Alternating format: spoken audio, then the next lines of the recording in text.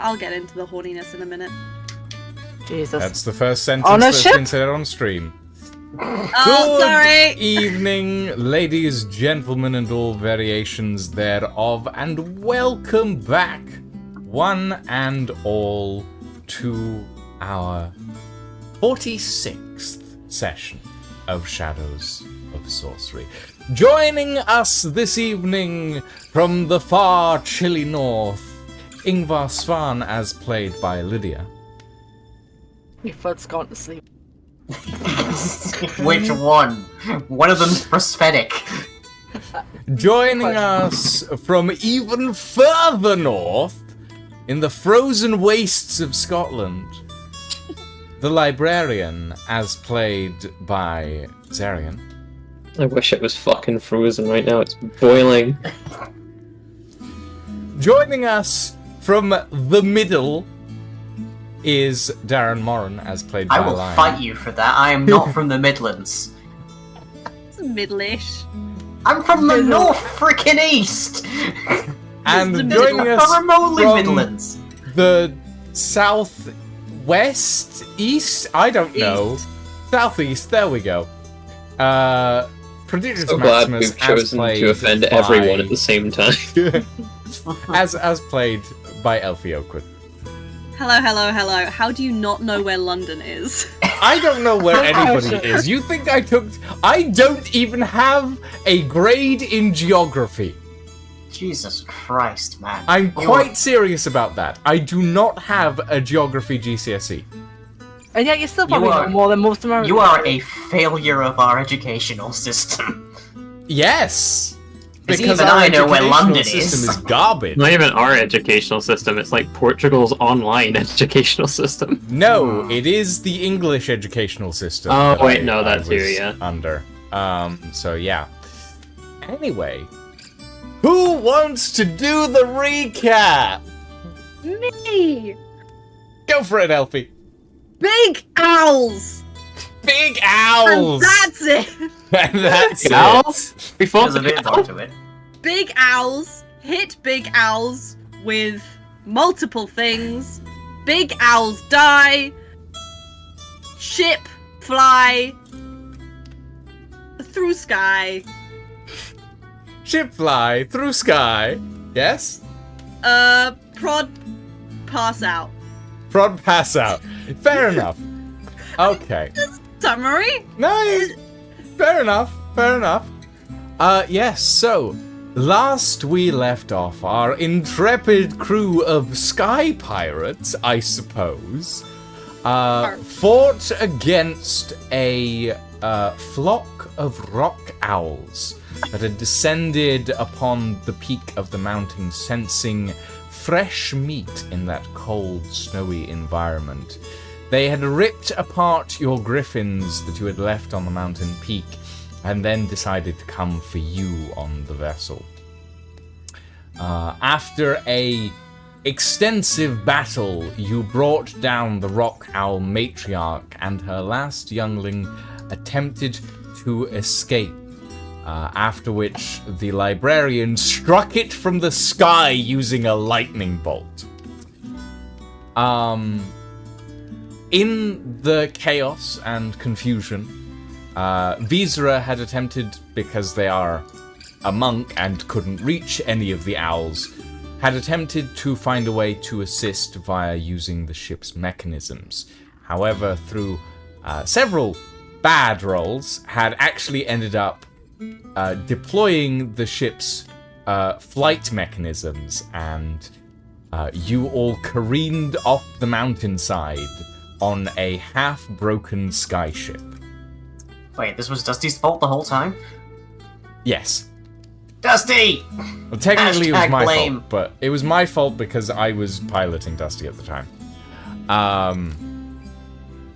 But yes, you careened off the mountainside and had to very quickly figure out how to fly a half-broken skyship, and it is slowly losing altitude. But you have temporary control.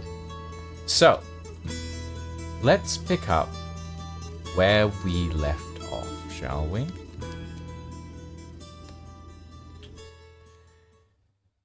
Whee! Oh yeah, I was passed out. I know, I just woke up You from just being passed woken out. up. You just woken up. So, where we left off, the ship is slowly circling down through the sky. The land a good 500 feet below you at this point. What are you doing? You get me up. I'm stuck. Hold control and W. Ooh! Oh, fuck yeah! No, there you go.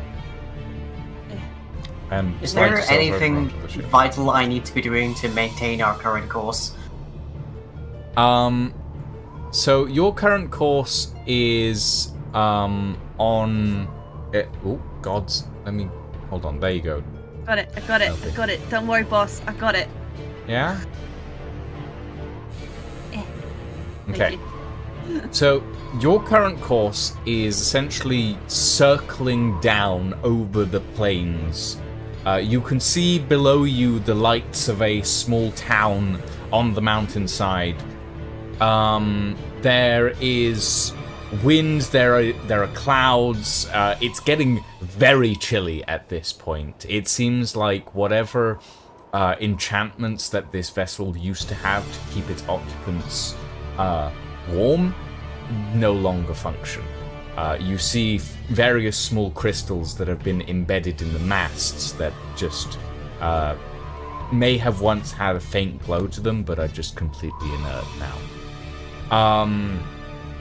As you all look around, you can see, you watch as parts of the ship slowly start to lean. Librarian, you're down in the hold, and the first thing you notice is what you can assume is the emergency flight core that you had engaged is very depleted already and is slowly losing the last of its power.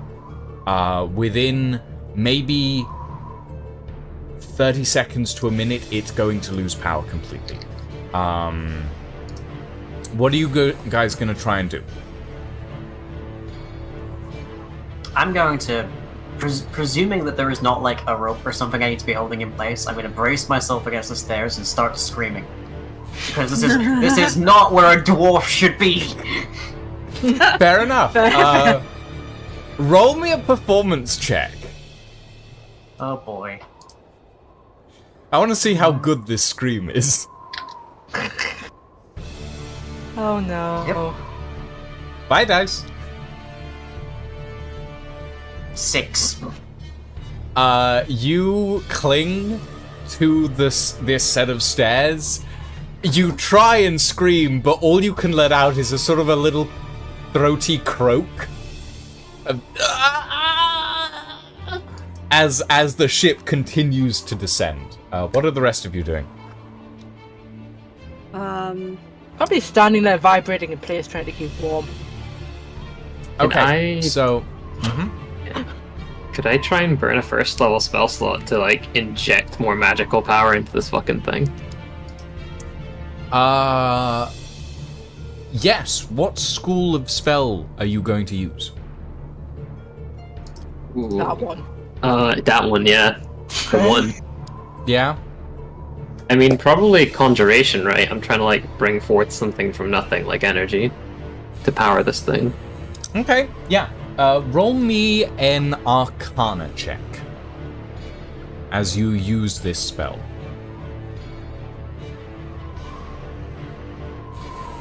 That is a 19.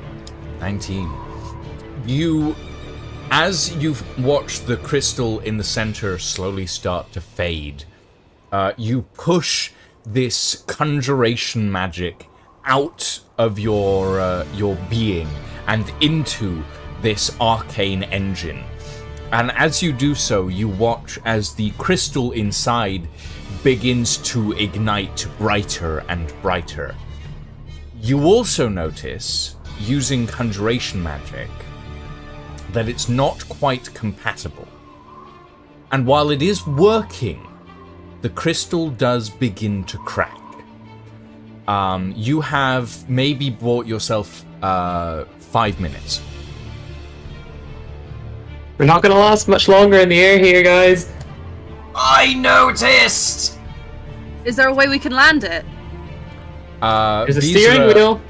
Visera is at the helm and is going to, because Dusty is not here and I have to do this manually, is going to roll an intelligence check one last time.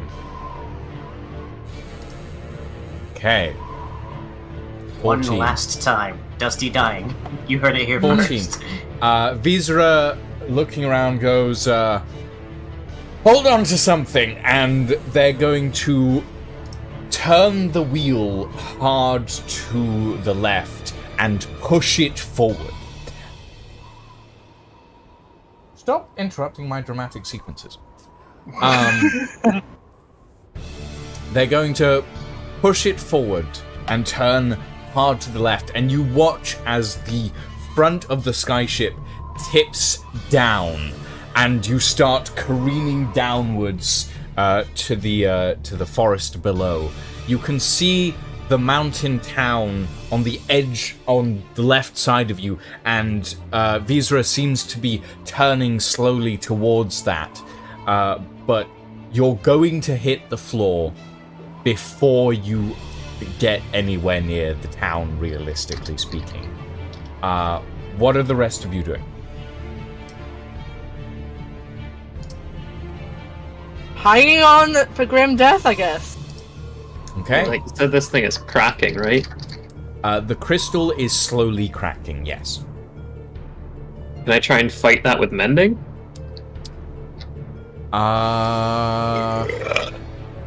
It's not. I don't think it's graded. I think that's an off-label usage for mending. I mean, it counts as an arcane construct, and since I'm an artificer, it actually counts as like one of the main uses of mending. I'll allow it. You may be able to extend the amount of time you can keep flight, but at this point, you are going down regardless. Yeah, I just want something to do that's in character, honestly. Yeah, you can. You try and maintain the crystal's integrity, and for a little while longer, you do manage to, but it will only last so long before the rate of breakage supersedes the rate of mending, essentially. Yeah. The ship it comes below the cloud cover. It drops below the cloud cover. You see below you plains and forests. There's a lake to the far north that's just at the base of the mountain where you can see the flickering lights of what you can only assume is Devil Mora. You can see a forest to the south. There's a stretch of plains to the east. You need to pick where you want to land.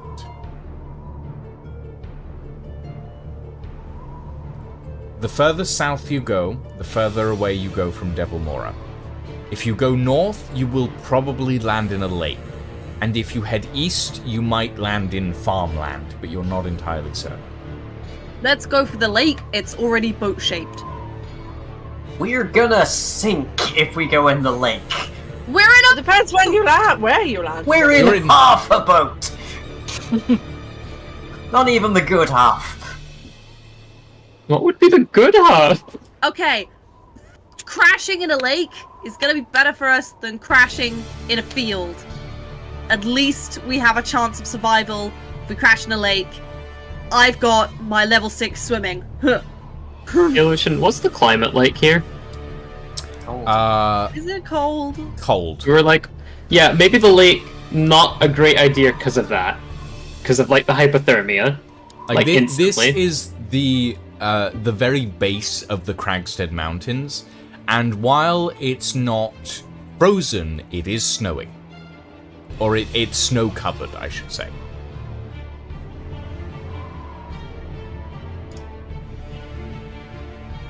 I vote field.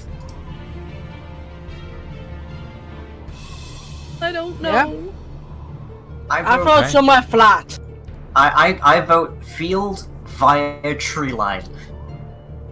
Give us some Okay. braking on the way down. Okay. Ain't gonna be Visera, pleasant. Visera nods and says, "Hold on to something." And Already ahead of you. the ship dives.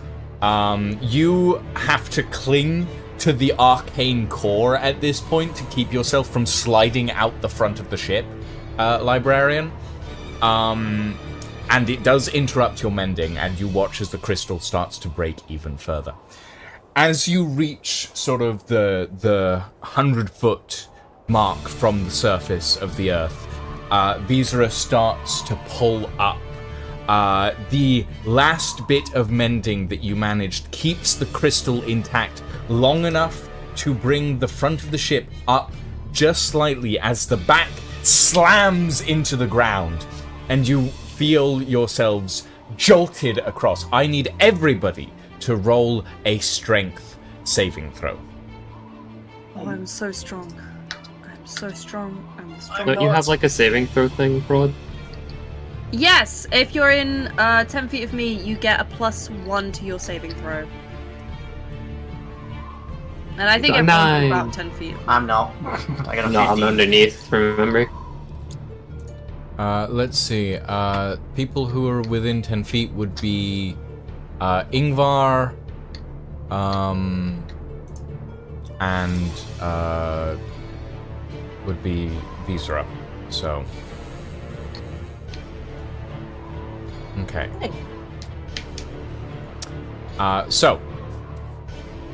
Who got above a 12? I did 15.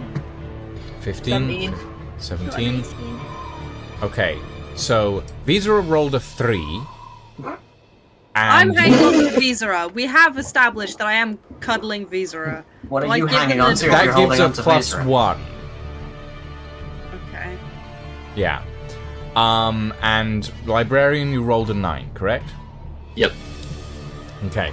So, as the ship crashes down into this wide open field, you, Librarian, you feel your grip on the arcane core slip.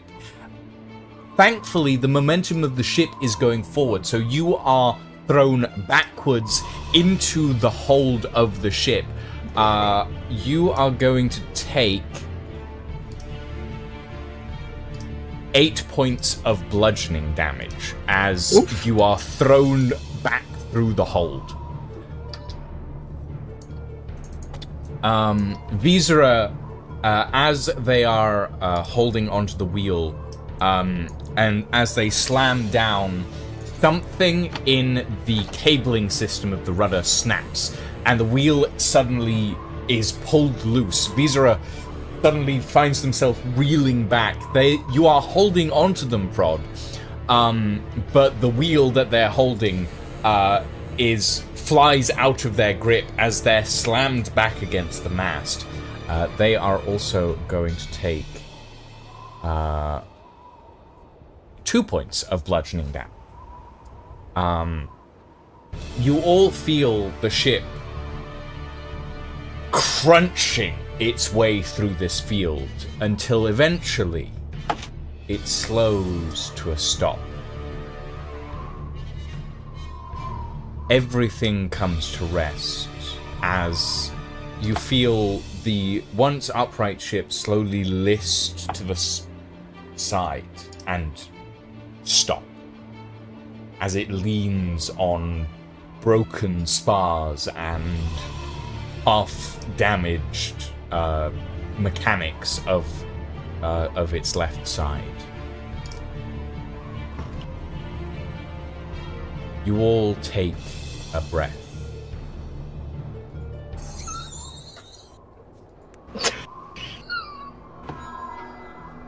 It is chilly. You are in what looks to be an empty barley field, maybe. As you look behind the ship, you see this massive swath of just dirt that's been churned up, this giant jagged line that has been made through the middle of the field. To your south, there is a large amount of trees that border the edge of this field. You can see to the north the beginnings of the mountain, maybe about 2-3 miles out. You are alive, for want of a better word. Good. So the ship's on its side currently? It's sort of leaning at a diagonal angle on one side, yeah. How far above ground level is the is the lowest side? Maybe about 8 feet. Okay, I walk over to the lowest side and just unceremoniously walk off the edge and just drop to hop solid down ground. to the ground. Fair enough. Good God. Like an investment banker on Black Friday. Yep, okay, sure. the stock market crash one, not the sales one. Fair enough. Land! Is everyone alright? Look. Ow. I shake Visa, I'd be like, Visa, are you alive? Visa sort of sits up, puts a hand to one of their horns and goes, "I'll live." Oh, baby. Right, who needs lay on hands? I'd like a little bit of lay on hands. I give you some lay on hands. How much lay on hands do you need, baby? Let's see. If you were 4 to plus summarize 12, the amount 16 hands laid on me. I give you Come on. 16 hands. By some miracle, I'm actually at higher hit points than my max right now. Wait, what? Because Prob and I got bonus hit points ages ago. Oh yeah, I remember now. Crunch. Alright, everybody, we're in a field. Let's get away from this ship, because I feel like this is going to attract some trouble. So let's go find a barn or something that we can sleep in overnight before we get, I don't know, stampeded. It may also explode. The magical core did just crack, you know? Yeah, let's get out of here. Did they just say it's going to explode? Let's So walk it might quickly explode. away. There's a big difference between will explode and might explode. Someone might need Not to... when you're talking about it. Oh no. Someone dumping for on the back of the dragon, because that man's not moving anytime soon. Jesus. Okay, let me very quickly provide you guys a bit of a play space for this. Just gonna be dirt. Well, it I is hope just it's going to be dirt. Okay, well, there's no need to call me out like that, but still. No, I like that it's just dirt. It's supposed to be just dirt. It's a field that's barren. Okay. It's been left to fallow. No Norfolk crop rotation here, boys. What's a Norfolk? sad Okay. place where there's just holiday homes and pensioners are far too lonely. Yeah, it sounds like my home village. Hey. Anywho. Okay, I'm gonna grab you guys to this board very quickly in a second. After I've pulled your minis in. A sweet escape. Yeah? You gotta take us away. Yes. Fire your guns. It's time to run. Blow me away. Okay, here we go. Summon players to board. Welcome. Hey. To Jurassic Park. Okay. Everybody, let's grab the booty and get off the ship. Wait, why are we parked so neatly? Well, unfortunately, I can't You don't have- slant you the don't see fucking rotation? ship. Okay. Oh no, I know what this scene comes off of. I remember this. Hmm? This is not Titanic. This is Titanic. Oh wait, no, I got a completely different place on the board. I was seeing a different airship that I thought you had reused from the last time. Oh, no. That begs the question, who's Jack and who's Rose? Alright. I Doing what to a want to Rose? say Prod is Jack, but I also want to say Prod is Rose. Prod It could be is both. Hmm. That's a treat. One man play. Yep. He paints one side of his face with like gorgeous makeup, and the other side of the face is like got like stubble and stuff, and just does the da da da. The other side of the face is even gayer makeup, you know. Yeah. And then the other core is the Prod- best part. Prod jumps off the ship with Visera and swiftly tries to scout the area for places to be that are out of explosion range. Yeah, okay. You good? I'm buried currently. You're Oh. buried. Oh, did you? Yeah. Hold on. Also, have you had the Goodbye. dragon? Have you had the gods come yet? Have you drunk them? No. I haven't touched it. I've just been keeping it on my person so far. Okay, It's only been a matter of minutes. right. I feel like this is something you have to adjust to. So I think it's best that it is ingested as soon as possible, rather than waited for a good moment. Because I As a feel note, like you have no idea what this stuff actually does or how it's taken. I I'm fully aware rolled of quite this. good on my knowledge check. You rolled I- quite good on your knowledge of the myths of these things. The Yeah. practical consumption of these things is a completely different matter. But go right ahead. Eat the cum. Please Lick stop it up. Well, calling you it know, that. it's best taken as an enema. Please stop Oh calling my it that. god! Sorry, I will. Will you though? Guzzle it. Do it. I want to see you turn into a dragon. I mean, same, but let's do it under controlled circumstances, lest I, explode. Oh, Let me yeah, get true. off the ship first! Yeah, let's could- get off the ship and yeah. boop, boop, boop, boop to a barn. Way Yeah. ahead of you. Okay, let me quickly grab you guys a barn, shall I? Thank you. Good sir. And then we can figure out what our plan is, because we were kind of heading to the orcish place. But our passage got interrupted by the fact that our eagles got eaten. And I don't think we're quite there yet, but we're near this other town. Yeah, we were en route to Delmora, Yeah. which is the thing we landed nearby. Were we? Oh, okay. Good stuff. I know it You're- is 'cause it's on my list in my notes. Thank You're you. you're about like 3 kilometers ish from Devilmora at this point. Should we go into Devilmora?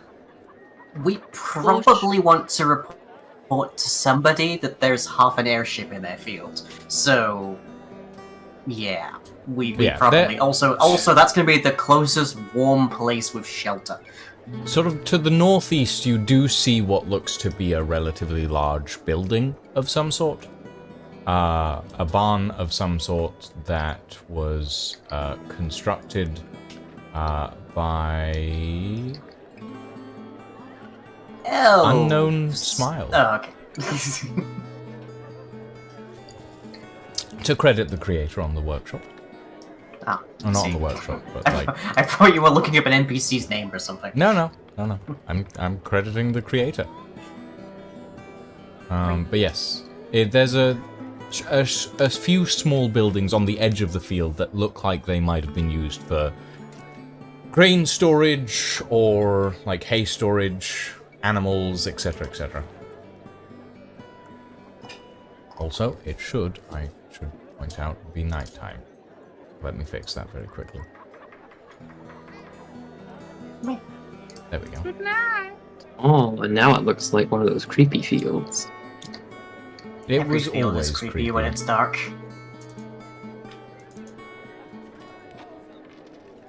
Let's go to a place that is safe. Boop boop boop boop. Let's head northeast. If only I knew which way was north. It's in my direction. Oh, I see you. You can see the never mind. There's a compass on your head. Yeah, up left. No, we have to make an orienteering roll every time we read that. Do you Right. want me to do that? Because I'll do it. If you bring me back to Hell no. 3.5e, I will drag you to hell myself.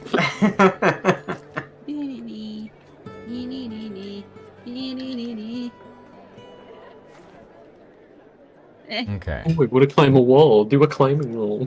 Oh god, don't. I started a campaign once with climbing a cliff face. It took us like an hour and a half for anyone to get even close.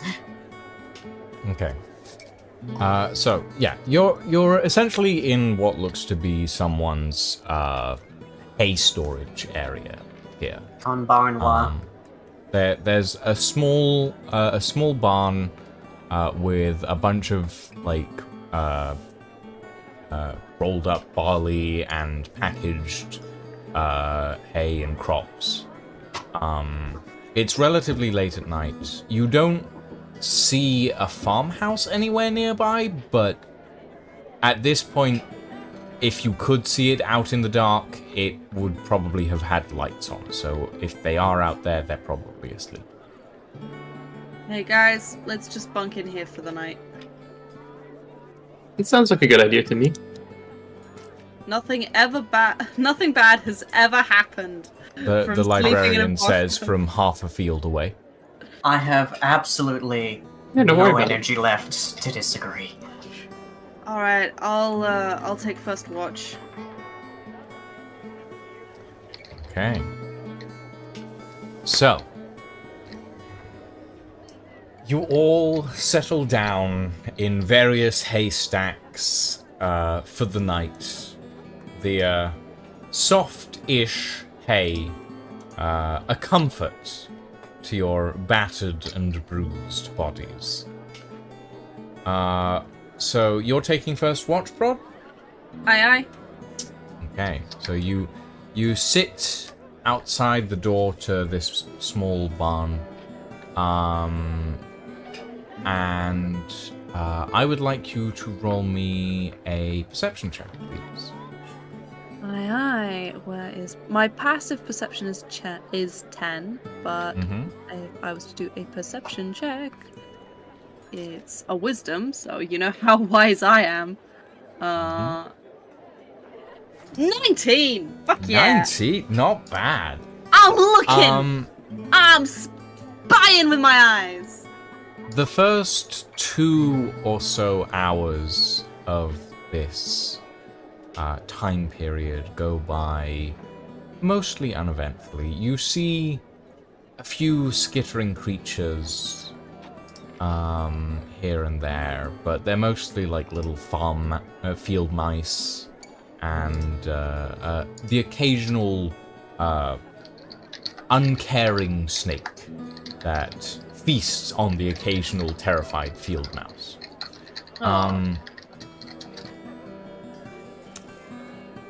As the night wavers on, you find yourself sitting, staring out at the darkness.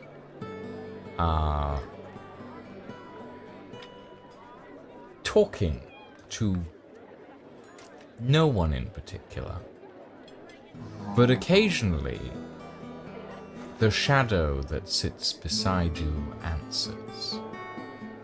Do you have any questions for it? When you were wearing this armor, did it really poke you in the rib in the same way it pokes me in the rib? I'm guessing it was built for you, but I mean, I'm getting a little look. I've got a little bruise here from it. You hear the shadow chuckle. Oh, centuries have gone past since I wore the armor. I You do miss not it. remember. Well, maybe. I miss... The shadow grows quiet. I miss the feeling of the breeze, the warmth of the sun. I miss... The shadow grows quiet and contemplative. You remember the night before, passing out and waking up to see small red crystals growing out of your hand. The sudden scream as this figure, this shadow within you, shouted, shattering the crystals and chasing whatever was trying to eat you, if you will, away. You recall the odd sense of anger that had overcome you, that was not your own in that moment. And you, as you watch this shadow, this figure, you can't see any features. It's like you're looking into just a shadowed corner.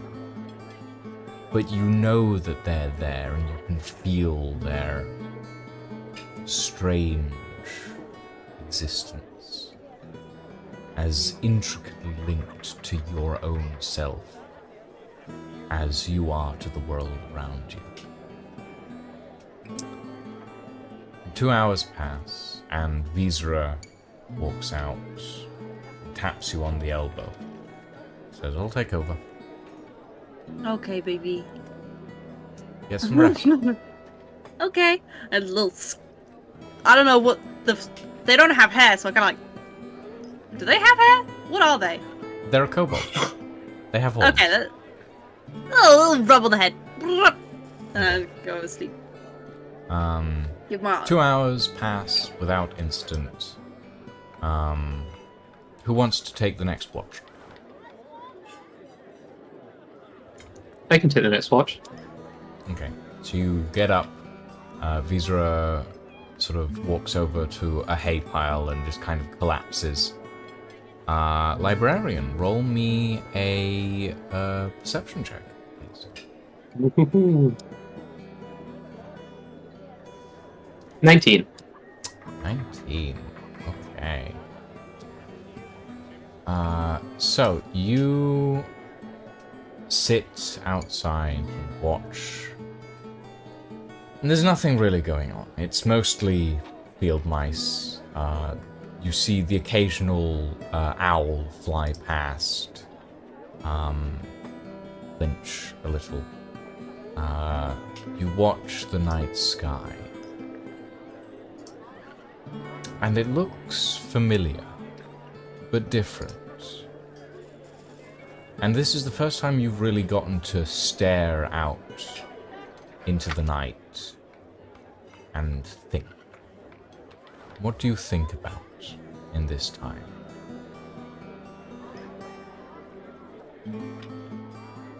Probably thinking about Dulia. You strain your memory. Try and think about what's going on, where these memories have come from.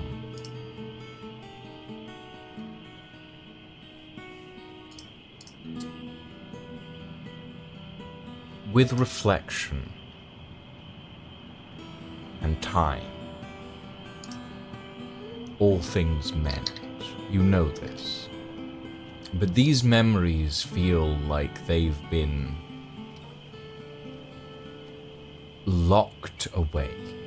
Not by any sort of forgetting, but by a power that is not your own.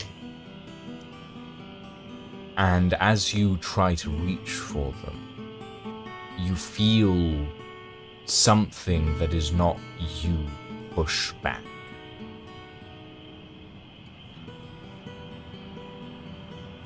Because I kind of feel this pushback mentally. No one's awake to see this, but the Liberian's form just kind of like shimmers back into that blue a little bit.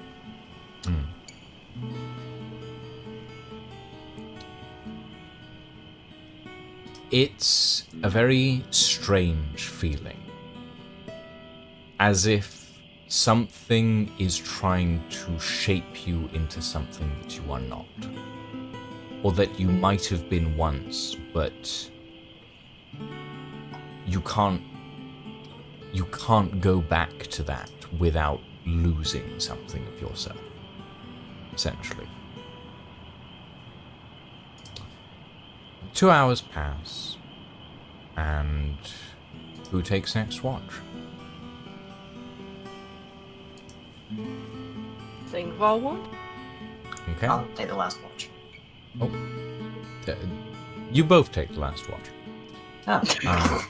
Look, you Maybe one both more. volunteered, so you I- can both take the last watch. If this is the last one, then sure, I guess I'm waking up. Yeah. Okay, so both of you sit outside. You can both do a perception check, or one of you does it with advantage. It's up to you guys. What do you think? Well, what's your perception? +1. I got a +3. And you do it with advantage.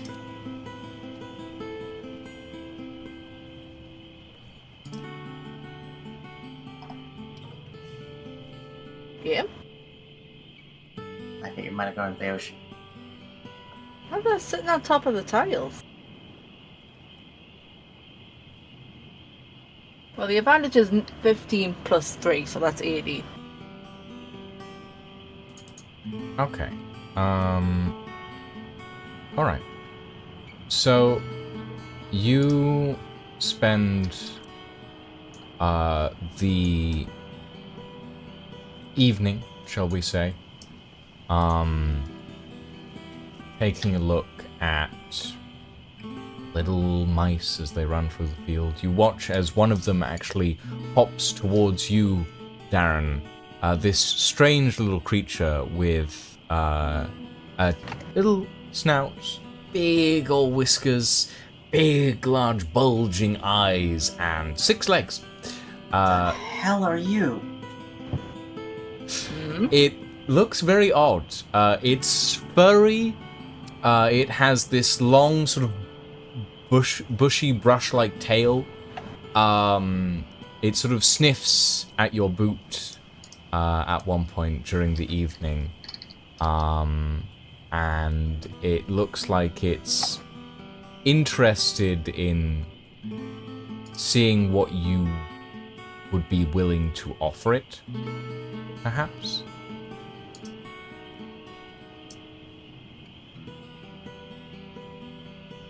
Imagine Okay. if I just gave it some of the god's essence. It's up to you. No, got an not doing abundance. that. I've got an abundant supply Oh, of bread. Yeah, we have bread. Give him bread. Okay, so you give this creature a little bit of the bread that you've collected in your time around around the world. It accepts it gratefully. It nibbles on a small piece. It sort of the way it sort of acts. It sits on its hind four legs and uses its front two paws to hold this piece and nibble on it. You both feel a little gleam. You see a little gleam in its little dark eyes as it stares up at you as it chews on this bread, almost thoughtfully. Before it just sort of tucks it under one of its arms and skitters off into the grass. I would like you both to roll me a d6. Oh no.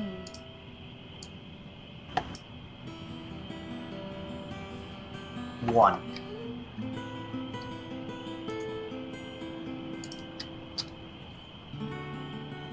For some reason, mine aren't showing up on the screen, but that's a 6. 6, okay. On your next chosen skill check, you may add that counter, that roll to your dice roll. Yippee. What's a yippee for me? Jesus. Damn, mouse inspiration. Mouse inspiration. It's like Ratatouille. Okay. The dawn rolls around as the sun creeps over the horizon. And you all awaken refreshed, rested, and for the most part, healed up. You all get a long rest. No! I'm presuming the bonus hit points that I got are have worn off now. Yes, any bonus hit points you had from the previous day have now worn off. Yeah, okay.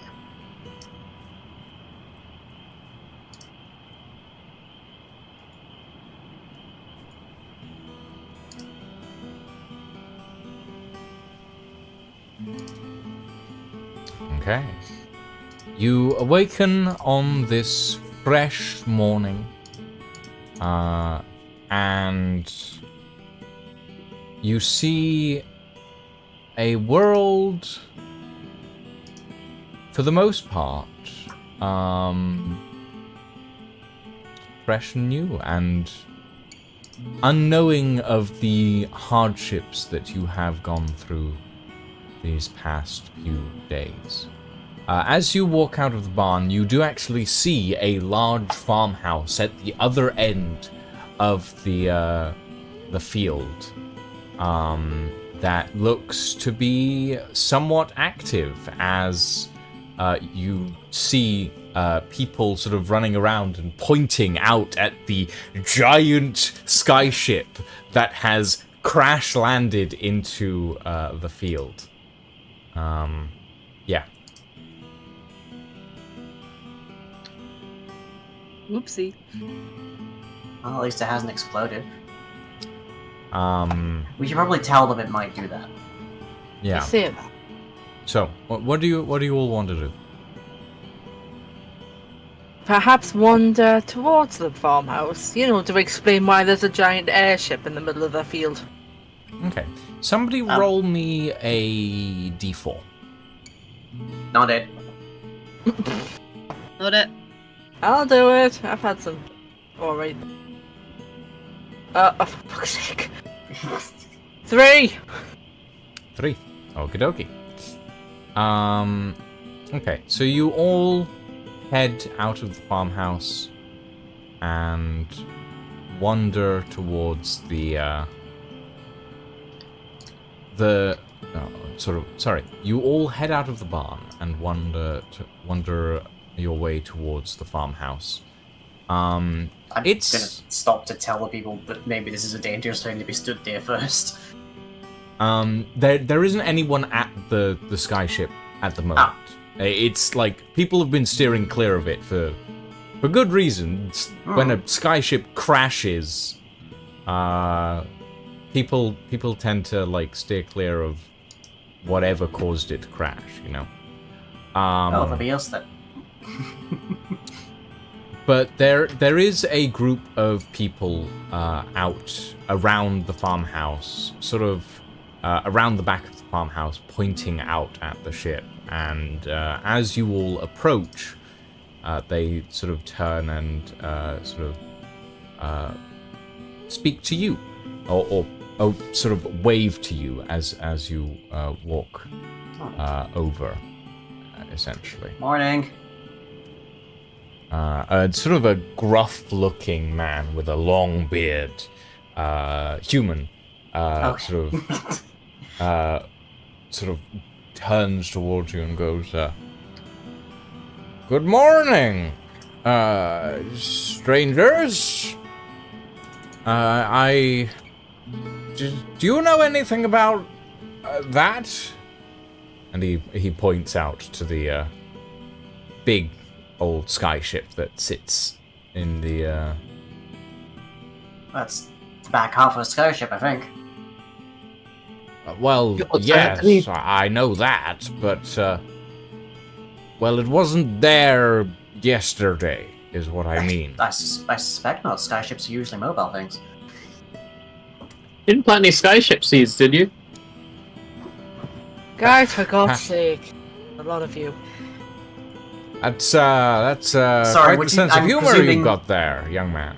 I'm presuming it's your field. Yes, I'm Tobias. I'm the farmer of, well, I'm the grandfather farmer of these fields, if you will. I immediately walk up and just like clasp his hand with both of mine and be like, "Thank you so much for the use of your field. Excellent tilling. We would be very dead without your work." Well, you're welcome. I just might I ask where you came from? We don't see many sky ships around these What was the parts. place we were? What was the town we came from? City, Farrenham? whatever it was. Farrenham? Was it Farrenham? We were in the main city. I think it was Farrenham. It's in my notes. It's Farrenham. Well, we were en route away from Farrenham to Devil Mora, but our carriage was unceremoniously consumed in the mountains by gigantic birds. That half of the ship was the only Interesting. thing that was around, so it was clamber down the mountains and die of frostbite very quickly, or attempt to use that ship, and it proved to be even less flight-worthy than we anticipated. I see. Our options were a lake and freeze to death, or your field, I'm afraid, so deeply sorry for that, but you have definitely aided in our survival this night, sir. Right. Yes, well, I mean, it's only a tenth of the crop gone. I'm sure I can, Oh, Say, you I'm wouldn't so mind, sorry, we thought it was fallow. If you can work out an estimate of how much that would cost to replace, I would be happy to chip in. It's only fair. yes, the cost isn't really, the point. The main thing is, well, there's a skyship in my field now. And, One half. Can I roll to see if it comically explodes just when he says that? as he says this, you Oh, watch no. as the front half of the ship detonates. We only landed on the back half. We just see the explosion. Just of the like lean mountains. into there and just be like, I told you. Hold on, I have something for this. No, not that one. This one.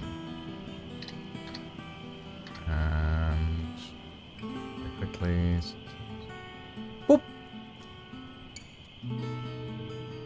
Yeah. There we go. Don't know what I was meant to look at there. Okay. You might not be able to see it from the angle of your characters. It's fine. Yeah, you guys watch as the front of the skyship just immediately detonates as this statement is made. The rest of it is still there, but you watch as the mast kind of creaks, catches fire, and then falls over onto another part of the field. How much would it generally cost to get like something this big removed? It's not really. Well, these guys are farmers. It's not really a matter of cost, and more a matter of labor. Right. How much would it cost to hire the labor for that? It would probably be like a week's worth of work to dismantle and move this skyship at this point. Probably around like 300 to 400 gold. I would like to remind everyone that inside of that ship is evidence that we committed a crime against potentially a god. No, there isn't. No, that yeah, evidence is in somebody's back pocket. If someone made that there's shit, absolutely Like evidence in 200 my pockets, to not in 300 there. gold, I would say, is Yeah. how much this That's would what cost. my Okay, we can split that, surely. Yeah, I think so. Let me check. I have money. Let me see how much money I have. I have 128 platinum, I'm sure I can. You hear a Yeah. as the other mast just falls from the back of the skyship. I mean, every second, it's making their work easier. Yeah, I mean, charcoal's a great You- source of carbon for the You soil. watch as another small part of the barley field catches fire. Unless that happens. Anybody got shape water or whatever it's and- called? I'm looking through you my also- spellbook, I do not anymore. You watch as like members of the like farm area start rushing out with like buckets of water and stuff, and Tobias, Don't go near that. the elder, just kind of I need it. sighs and says, "Well, I appreciate the timber, I guess, but that's a lot of damage." I reach into my Um, coin purse and like pull out 10 platinum coins and just like enthusiastically thrust them into his hand as my share. Well, that's I'm very sorry. mighty kind of you, sir. But, I was actually hoping that we could, get your assistance in moving that thing. I don't mind the Have the strength. the- Flexes. Well, we're certainly not moving that thing in any singular piece. It's not going to fly ever again. well, no, Oh, I'm aware of that, maybe. but,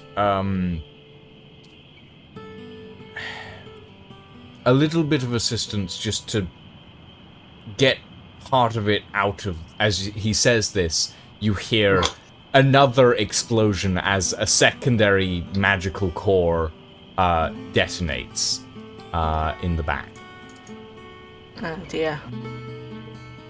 Do I know from my like bullshit layout running around if there's another one that hasn't exploded yet? There is.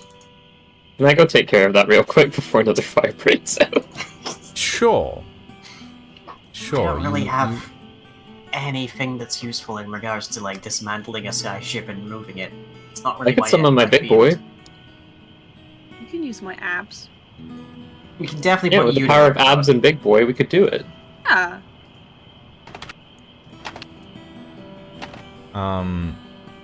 Yeah, you watch as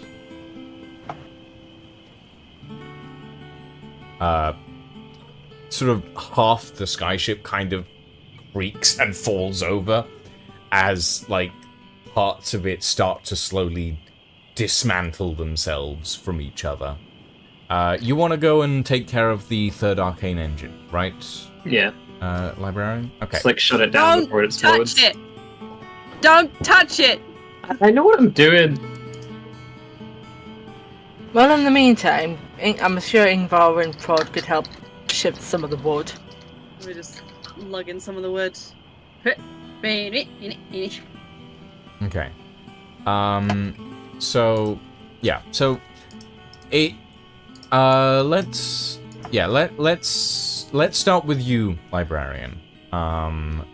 So you reach the arcane engine, and it is a complicated array of stuff. But the main thing that you can see is that the massive sort of crystal that's slowly spinning in the center of the engine, the stabilizers that were keeping it intact and running are damaged beyond repair. And you're watching what you now realize was happening to the emergency core. The stabilizers in there weren't running, so when you pushed more magic into it, it started to crack. Just because it couldn't take the amount of energy that was inside it. This one is a lot bigger, but it still has a lot of energy that is running through it, and you can see that it's slowly starting to crack. But now you're not in a life or death situation, you have more time to analyze this. So roll me an Arcana check.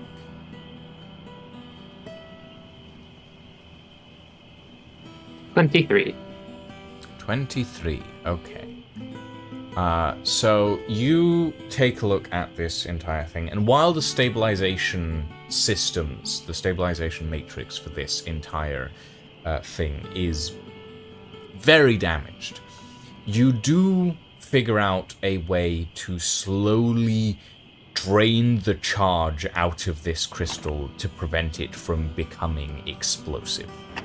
You notice that there is could a I system... suggest how that happens? Yeah, sure. Can I convert it using transmutation into rain so it puts out the fire? Ooh. I was gonna give you something else for it, but sure, if you want to do that, yeah. Yeah, that sounds cool. Yeah. Okay, so you take the magical energy of this massive energy crystal that is designed to fly a skyship, and you convert it into... You essentially take it from dunamantic energy to conjuration energy.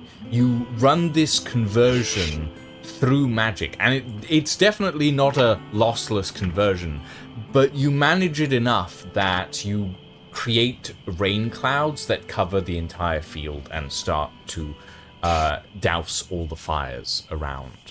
And all of the fires that are slowly smoldering up the ship itself, all of those are put out as well. Okay. The ship is in 4 massive pieces now, but they're pieces that are more movable. If some of you guys want to try and you can. I'm not gonna make you roll for all of this.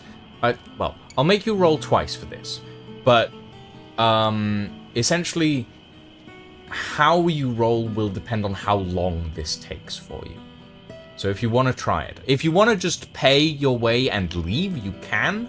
But the main thing given my strength score, I think I'm better off paying. Well, but you guys are welcome to help. I'm gonna help out because Prod feels like it's his fault, and he truly believes he's a good guy and helps out the little man. And he's like, there's an opportunity to do that. Yeah. On a practical level, I am better off just giving them money. It's okay. They will benefit far more from my pocket than my hands. I mean, you could add help as an action, just help the stronger people in the role, you know? Darren doesn't want to get his hands dirty. That's fair. Oh no, I'm a dwarf, dude. I'm the son of a blacksmithing family. Not for long.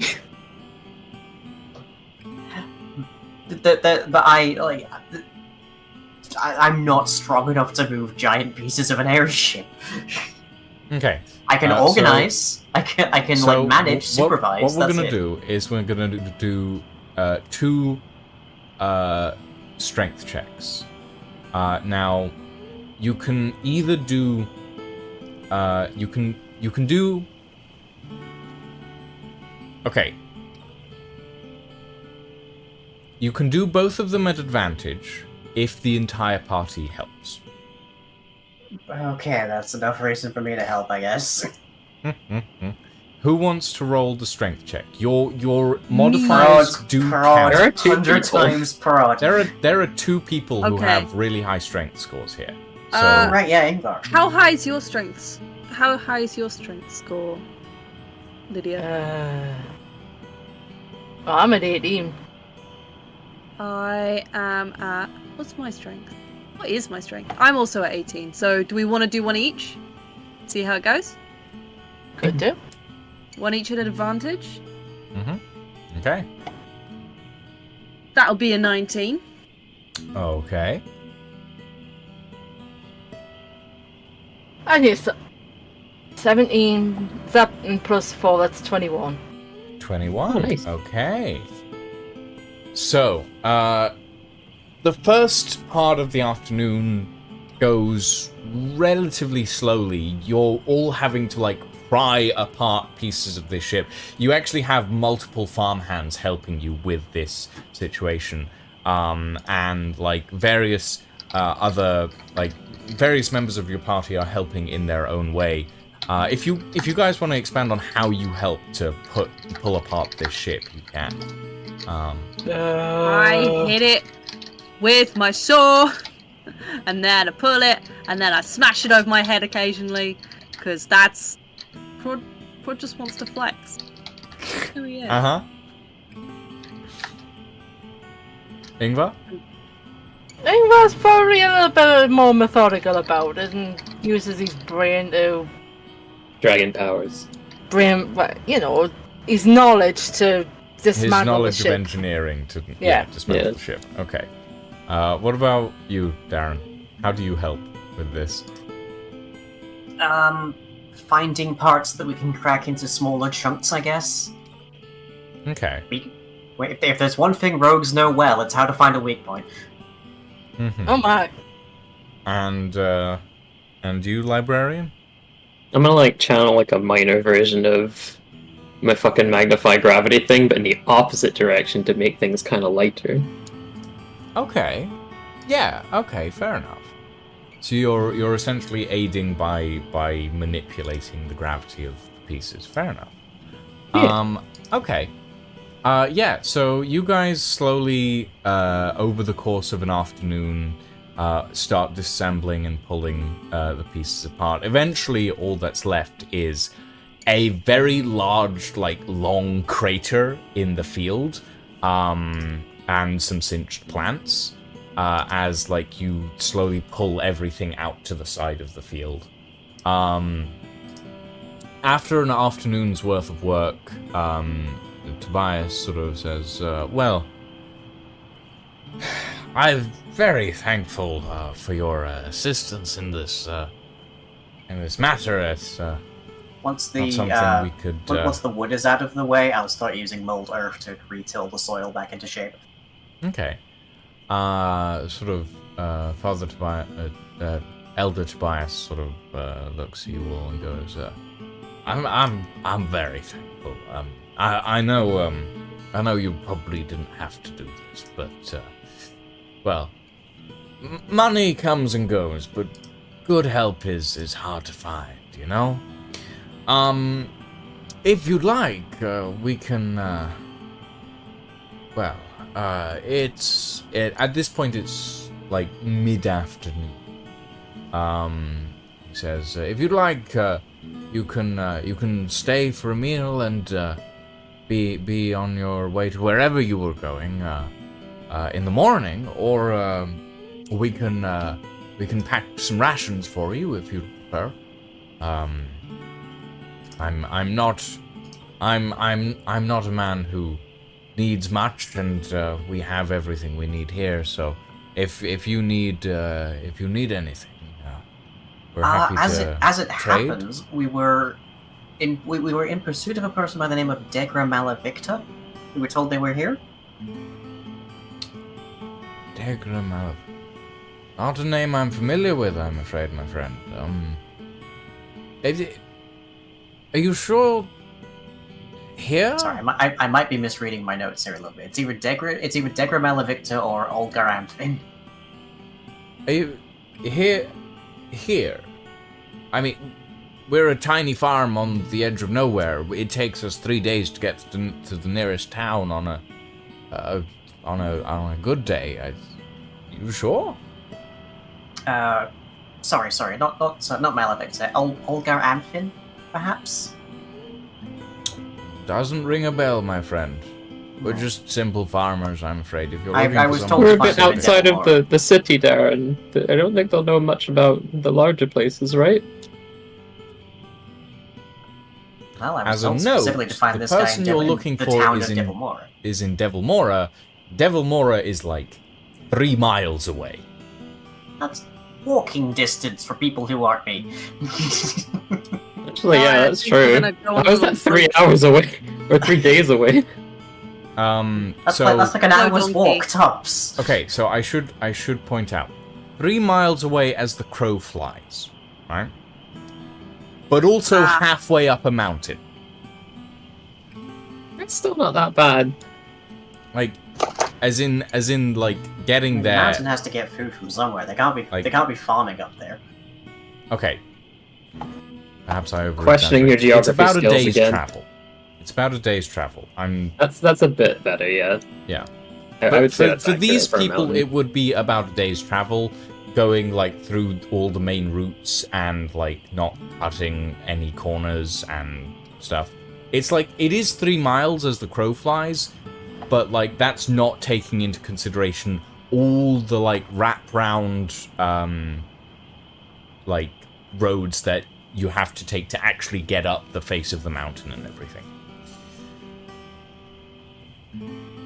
Okay, right. Well, if you are happy to give it, we'll gladly take some food and be out of your hair and as expediently as we may. Sure. Let's see.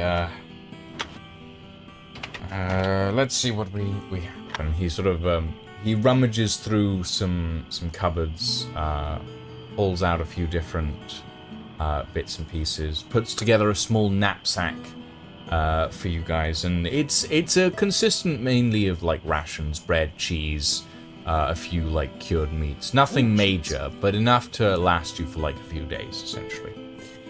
And he says, the nearest town is Devilmora, but that's halfway up a mountain. If you're going, well, you have enough warm clothing by the looks of it, actually. That should be fine. Just be careful. I heard that there were bandits around those parts recently. And, it might be something that you want to be wary of. Just keep an eye out, I suppose. We'll be sure to think we'll keep that be in mind. I wish you all the best of luck, and, well,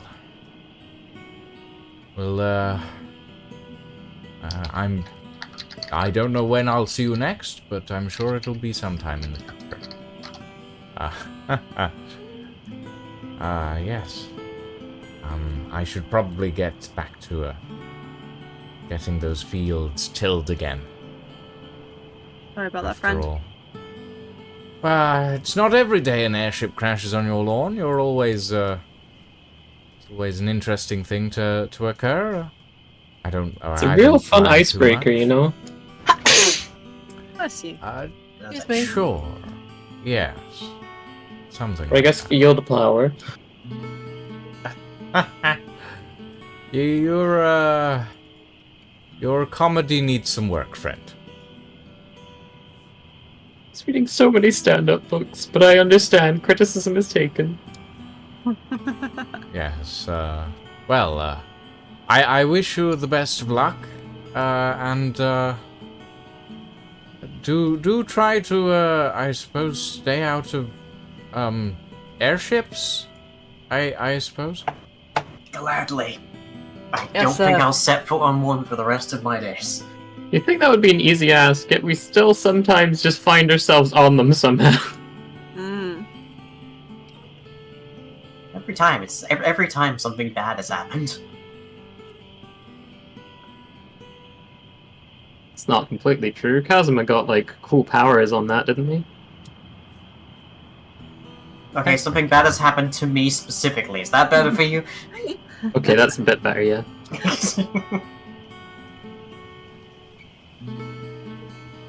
Okay. So, where are you guys headed? Like, you can head to Devil Mora, but you also you have a relative understanding of where you are in this area, and there are several towns that are a little further away. But it's up to you guys. My vote is to head for Devil Mora.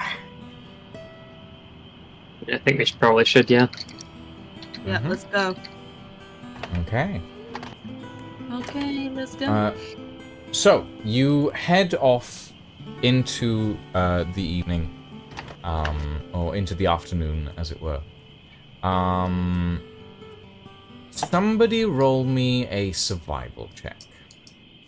Oh lord. That was my So- survival. See Plus how. Ooh, +2. I've got a 0, so someone else got to do it. Who has good So far, survival? So far, our plus best is two. +2. Ingvar, do you have more than a +2 in survival? Hold on. You're a ranger, I expect you do.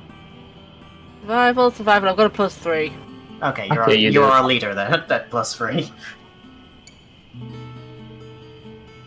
Okay.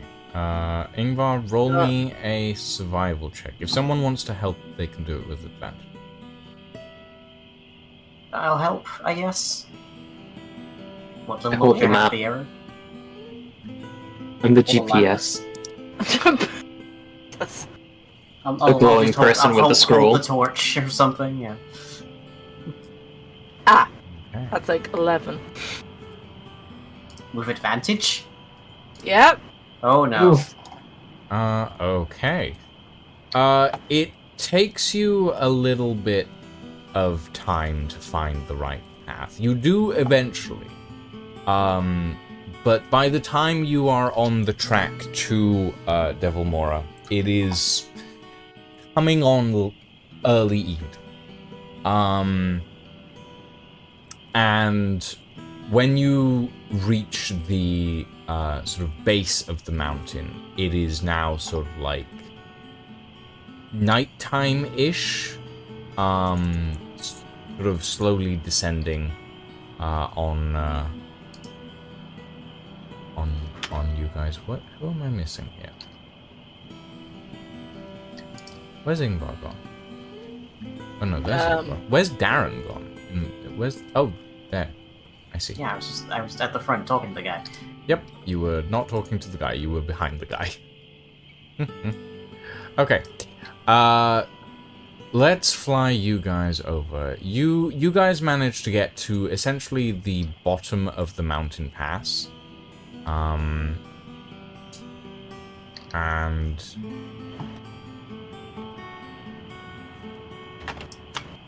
there we go. I am on the wrong mountain. You are indeed. Let me drag you over to the correct mountain. So that I can put you guys in the correct place.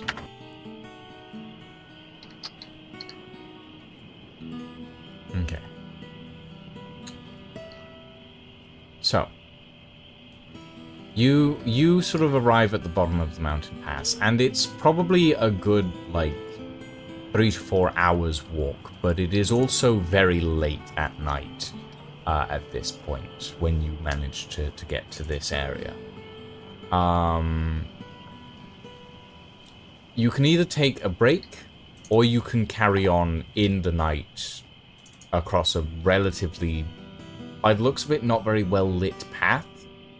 Aside from a few lanterns here and there that are not very well maintained by the looks of I it. think like half of the party can't see in the dark, so What about we do Probably worth- specialize? probably worth like setting camp. Okay. Probably. Anyone else want to have a say in the matter? Actually, yeah, I would like to set up camp. Okay. So you all set up camp for the night. It's relatively chilly, but you have your bedrolls and stuff in general that works relatively well for this sort of environment. Who's taking first watch? I'll do it again. You'll do it I'll I again? want to have more Next time. chats with my ghost. You want to have more chats with your ghost. Alright then. Should I do a Okay. perception? Yeah, roll me a perception check. That's another 19. Today is a great day. Apparently. And So- I... Hmm? What? Yeah? Something happening? Well, I was gonna describe the area, but Elfie kept talking, so I don't know what's happening now. Sorry, describe the area. My bad. Okay. So the area that you're in is relatively cold, lots of rocks. You notice a few insects and crickets. There's a rustling in the undergrowth that you hear. There's a few, like, little things that happen. It's a clear, starry night once again. And you can sense your shadow nearby, contemplatively staring into a puddle as far as you can tell. Why can't you see the sunrise? Oh, I can see it, my friends. I just can't feel it. Can I help you? I have been on this earth for far longer than you probably can dream. I doubt there is anything that you can do to help me. Well, you seem pretty decent. To me, at least. Why did... I mean, you've helped me before. Is there anything I can do to help you? You are trapped to this armor just as much as I am at this point. Nah, mate. Look, I can take it off. Takes off an arm piece. And yet, whenever you wake, you're always wearing it, aren't you? Yeah, I'm a really good sleepwalker. Sleepwalking runs in my family. Yes, I know. Don't... Look, I know. I'm aware. But there's nothing that can be done. Is there? Well, If there was something that can be done, it wouldn't have happened to you. So I not see wrong. it that I sleepwalk now. Sleepwalking. Yes. I suppose we could look at it that way. How did you die? How much do you know about the Order of the Black Rose? How much do I know? Roll me a religion check. I should know somewhat. Yeah, but I I'm want to see vaguely how religious. much you know. That's a 10. It's a 10. You know a Entirely little average. bit. You know that they're an order of the god of time, and that they were led by the god of order. And you also know that the last sighting anyone had of them was during the cataclysm, when they're essentially, or the last sighting anyone had of the full order was during the cataclysm, when their temple was burnt to the ground in Necronir. Okay. So, a while ago. Almost 800 years ago. Probably. I mean, you're older than I can possibly dream. But I've dreamt of fire and flame, and people hitting each other with big sticks, and occasionally really weird fish. But you must have a name, at least. Name. Name. God, it's been so long. Name. My name was...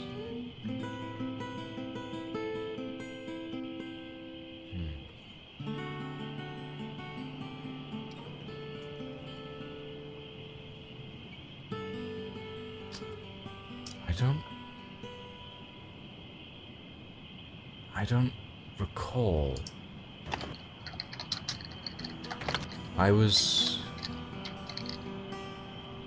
the head of the order. I was... Name. You watch as the shadow fades from existence, just repeating these words over and over. You just hear it faintly off in the distance, getting fainter by the second, just... Name. And then it's gone. Better ask Visa about that.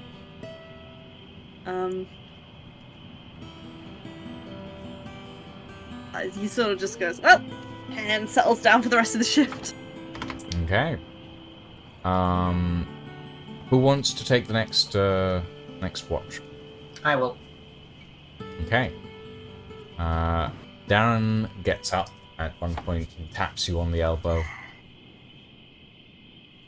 My shift. Off you go. Okay. And Prod goes to, I assume, bed. I shall never know. Elfie has ignored me. What? I go to bed. You go Sorry, to bed? You go. my Do you go to girlfriend bed? wants me to buy a piece of armor. Yes, I go to bed. I go to sleep. Okay. Yeah. Prod goes to bed, and you take the next shift. Roll me a perception check. Any benefits from my night vision, or? Yeah. Dark vision gives you advantage on this, I would say. Yay. And what do you do over the course of your Nat 20. Nice. And over the course of my shift, I guess I'll look around, fiddle idly with a piece of long grass, a particularly long piece of grass I managed to pluck out the ground, and reach into my back pockets and pull out one of the vials and just sort of contemplate it. Which one of them? One of the red ones, or one of the silver one? Silver. Silver. Okay.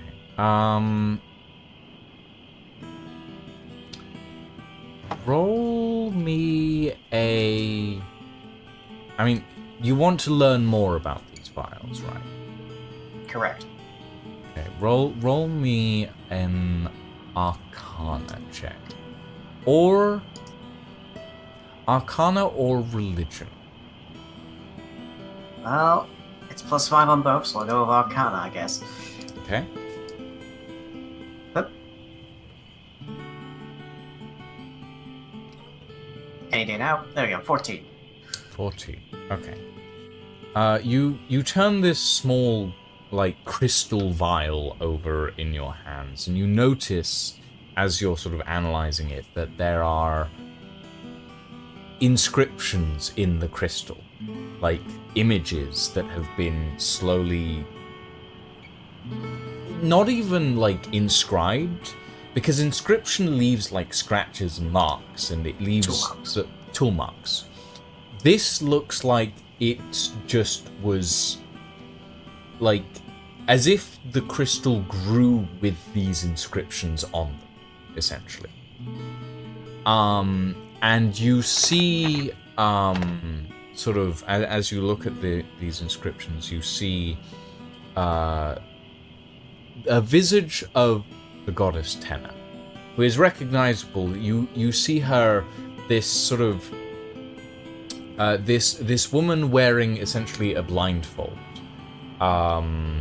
with long flowing robes, standing with arms raised to the heavens, a sort of a chalice in one hand and a torch in the other, sort of standing like this on the vial. And as you stare at this vial, I would like you to roll me a wisdom saving throw. Oh no. +1, don't fail me now.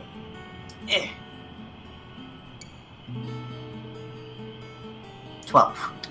12. Not As great, you stare not at the vial, you, for a moment, you think your eyes are playing tricks on you as you watch the figure on the vial. That is, as you watch, and you can see it's surrounded by people in the background, and in front of her is a roaring campfire by the looks of it. And you can see small circles that are engraved into the top, and as you watch, you can swear that you see the campfire flickering and flaring, and embers sparking up into the night sky as you descend into a vision. And you are standing in a small forest clearing, and there are people dressed in ragged clothing, chilled and cold. You see the world around you, a world familiar yet so very different and distant. Trees that look similar but much, much younger. You look up at the sky and you can see in the far, far distance 2 blazing suns, and in the middle a glimmering onyx speck. And you can also see streaks of shadow that seem to be leaving this world and trying to claw the suns down from this perch that they have in the heavens. And you look around at all these shivering people, these Rathanians, if you will, the peoples of this world who are cold and huddling for warmth in these very ancient-looking clothing. And you see in the distance, you turn, you hear a figure behind you, and you look and you see a woman in white robes with golden trim across them, dark skin, a golden blindfold over her eyes. She's walking on a heavy walking stick, but she stands a good 10 feet tall. And she walks towards you and offers you this chalice. And as she does so, she leans down and whispers in your ear, and you can't quite make out what the words are. And you take a drink from the chalice, and you feel your veins burn in searing agony as you awake from this vision. Rub my eyes a moment. It is Kinda dark like, and empty. You can hear your companions softly sleeping. Rocks around you. You hear something clatter in the distance. But nothing disturbs.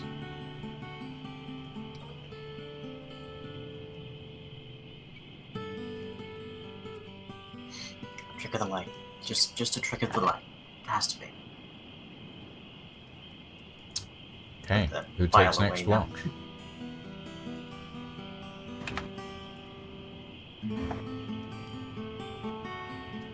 Don't all volunteer at once.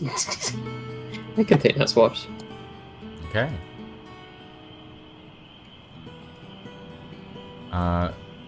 Librarian, you stand, and as you pass Darren, who's bedding down for the night, what expression is Darren wearing at this point, would you say? Little on the concerned side, but just sort of like barely distinguishable from just tiredness, I guess. You see Darren, who looks exhausted, and not in a way that would normally affect someone of Darren's constitution. Okay, roll me a perception check. Okay. Is it past Darren as well? I just want to go like, you should get some good sleep. You look a bit too tired tonight. I agree with you on that. Okay. So. 19. Wow, I'm rolling a lot of 19s today. Okay, so you sit down on a rock, and you watch the world go by. Is there anything that you would like to do in this time? I want to think a bit about like the information I got about McGowan, like the name kind of appearing in modern day, or like at least in the last 100 years. And while I'm doing that, I want to bring out the anti-magic device and attempt to start to mend it. Okay. Roll me an Arcana check.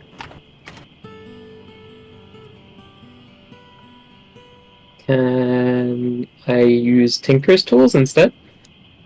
Yeah. I would allow that. Nice.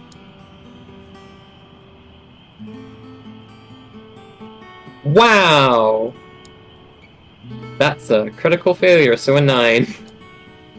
A critical failure. You spend 2 to 3 hours, 1 to 2 hours tinkering with this device. You are so absorbed by this that you almost don't notice the sound of footsteps. But you do, and you turn around in time to see a short-ish figure walking up the path behind you. You, in your surprise, you accidentally let go of the anti-magic device, and you fumble to catch it for a moment, just as it almost hits the cobblestone. But thankfully, you manage to catch it before it does. You check it over, it's undamaged. The figure sort of stops as they notice you as well. And sort of says, hello? Is someone there? Oh, hi there. I didn't mean to startle you. Oh, who are you? I see. So sorry, young man. I can't really see very well these days. Could you bring? Do you have a light, perhaps, that I could see your face by? Sure. I pick up a rock and use magical tinkering to make it emit a bright light. Okay. So you move closer to the stranger? No, I light up my face. Like, I don't know this person. And he's like, much better, young man. Thank you very much. What are you doing out so late at night? It gets very cold out here, you know. What about yourself? You're too, you're a bit too frail to be out past this hour, surely. Even if you are on a journey, you know. Oh, I'm not on a journey, my friend. I'm on a pilgrimage. There is a very, very big difference. Oh, where are you going to pilgrim, I suppose? I am headed across the mountains. There is a shrine, if you will, in these mountains that I visit every year. In memory, if you will. Oh, in memory of what or who? Of friends, loved ones, long gone. I have not seen in many, many years. He sort of looks down and strokes a small amulet that hangs around his neck, and you recognize the symbol, the winged hourglass that sits on his chest as the symbol of the god of time. I didn't catch your name. I'm the librarian. Oh, I'm sorry. I'm Alder. Alder Fourthwind. Yes, I used to be a protector of these forests, but that is long since behind me. And he sort of gestures to the south, and you can see the treetops in the distance swaying. Well, you never know. Maybe Matana will bless you with a few more years of vigor yet. Oh, my years of vigor are long behind me, but I thank you for your candor. Yeah. Don't let me leave you empty-handed. I kind of approached them at this point now that we've had a good conversation at hand on some rations. Oh, well, thank you, young man. I would never think to refuse such assistance in my journeys. Thank you very much. I wish you the best of luck. And he takes your hand and clasps it in his own. And he says, your journeys will take you far into some very strange places. I wish you luck. You too. And he releases your hand.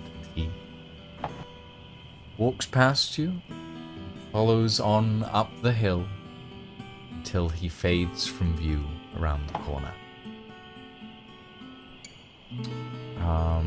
Yeah.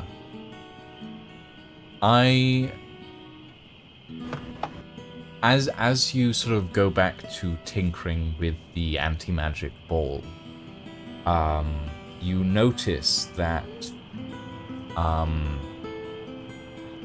a small piece of it, a small chunk that had at first almost been like falling out, has been sealed back into place. When you use it next, it will only when you roll the d8 to see if it'll break, it'll only ever break on a 1. Yeah. Oh, nice. Okay. Who's next?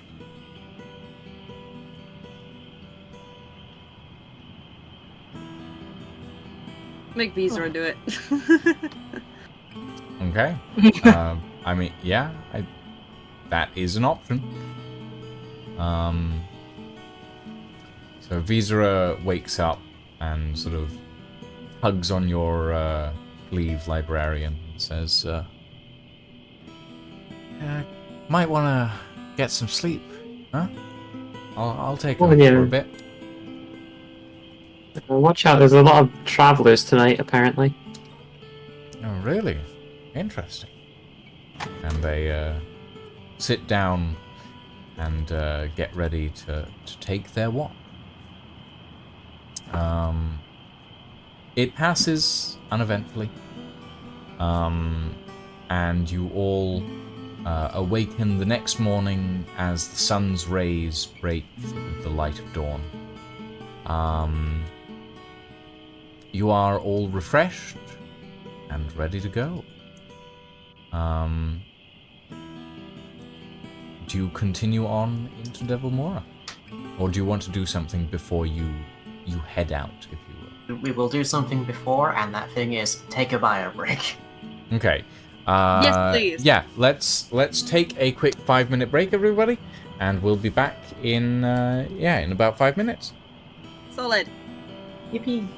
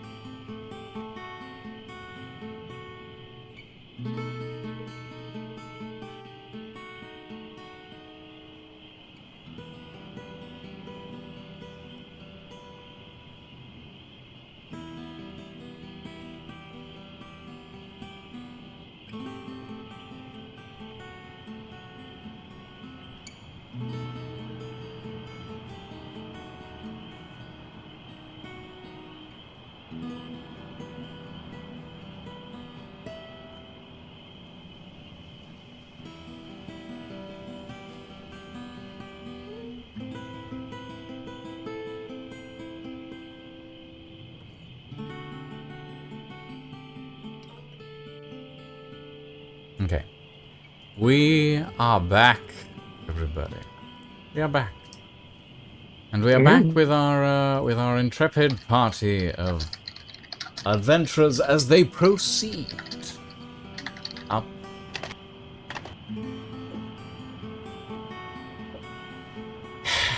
As they proceed up the mountain.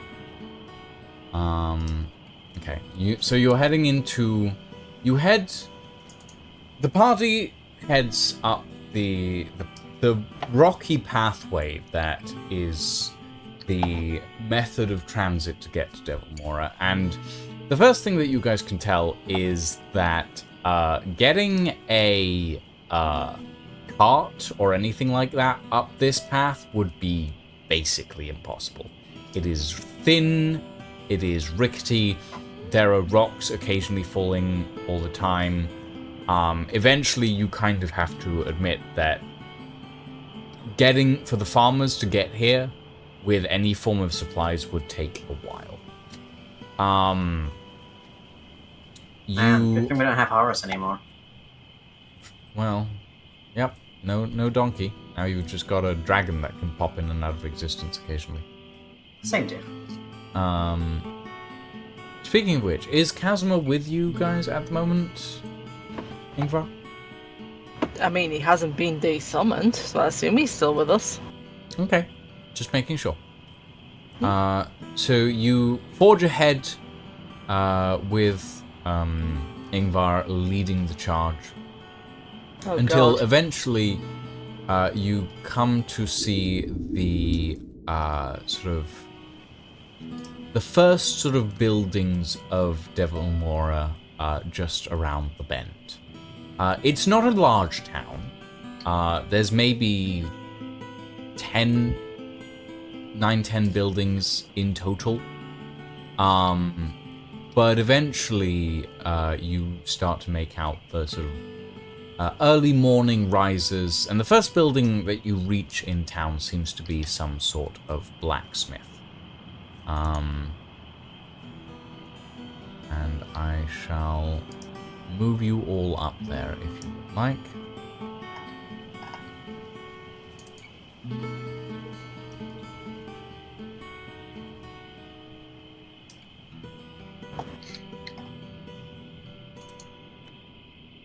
Vertical maps are a real pain when you're trying to figure out where your camera needs to be.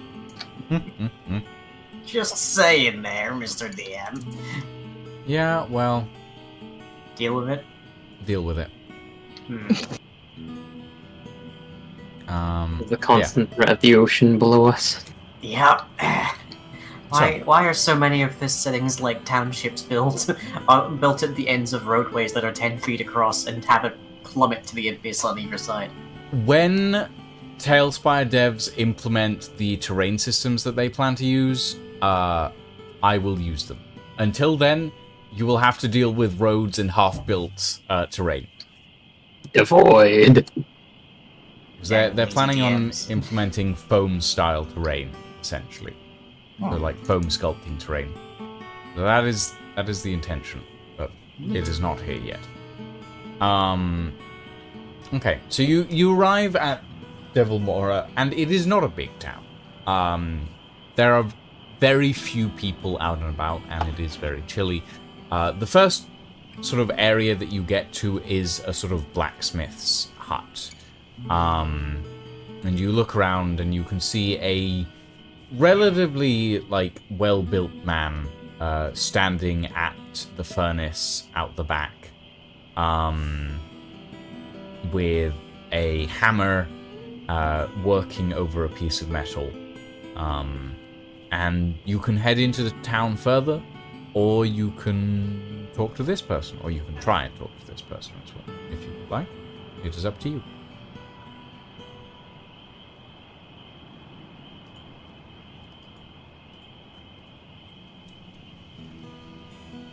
Guess we can talk to this guy?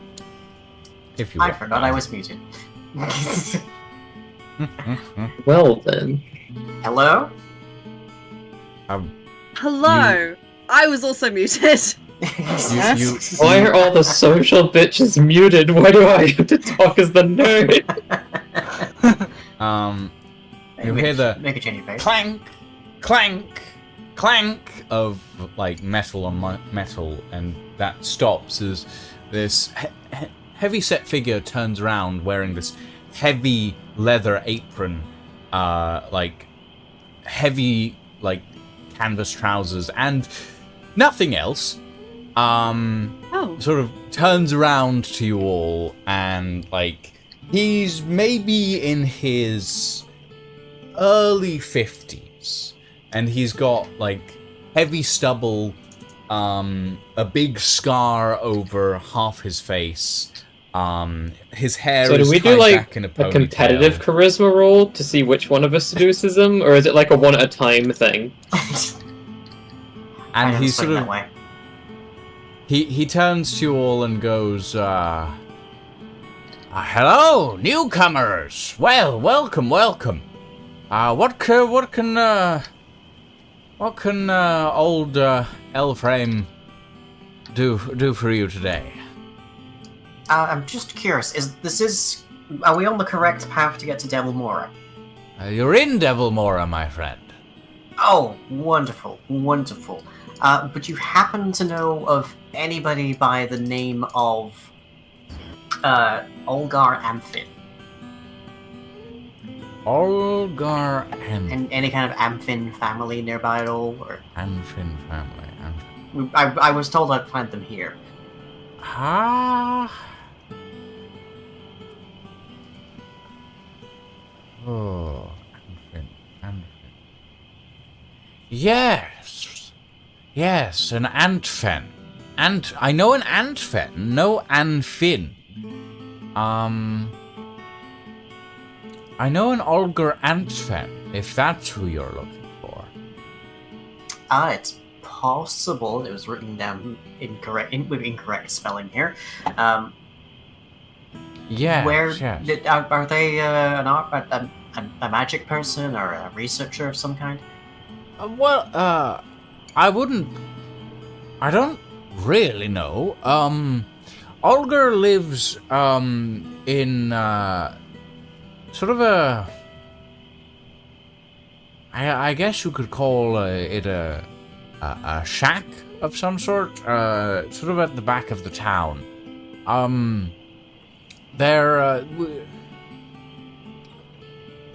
They go on, I suppose you could call them expeditions, quite a lot. I think they're there at the moment, but you never know when they're going to disappear off into the mountains.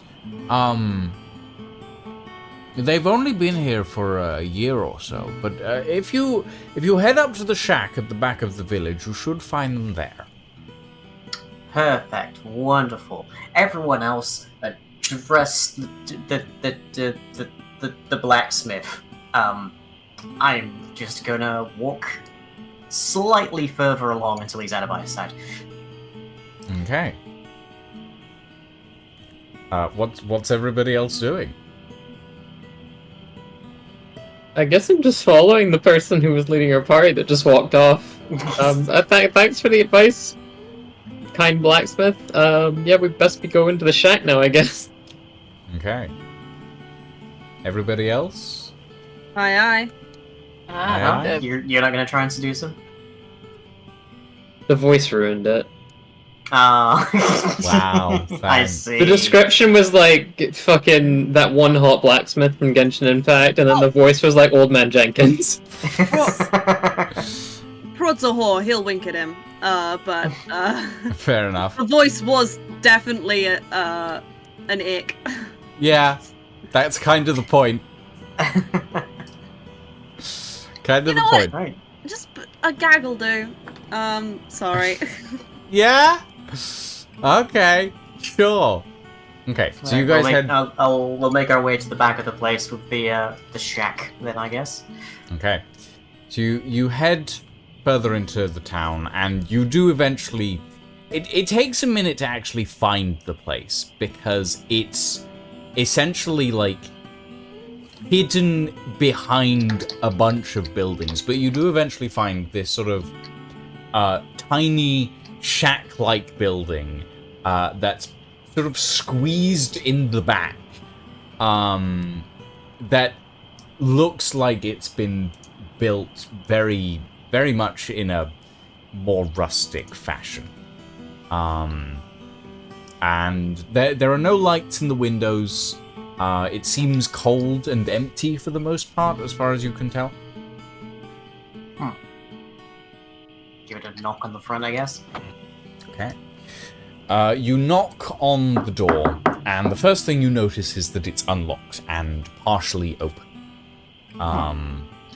The front door is not. It's not like it's not empty, but it's not lived in recently, as far as you can tell. Oh. Guess I'll... You peek your head round the door, and the first thing you see is a how do I put this?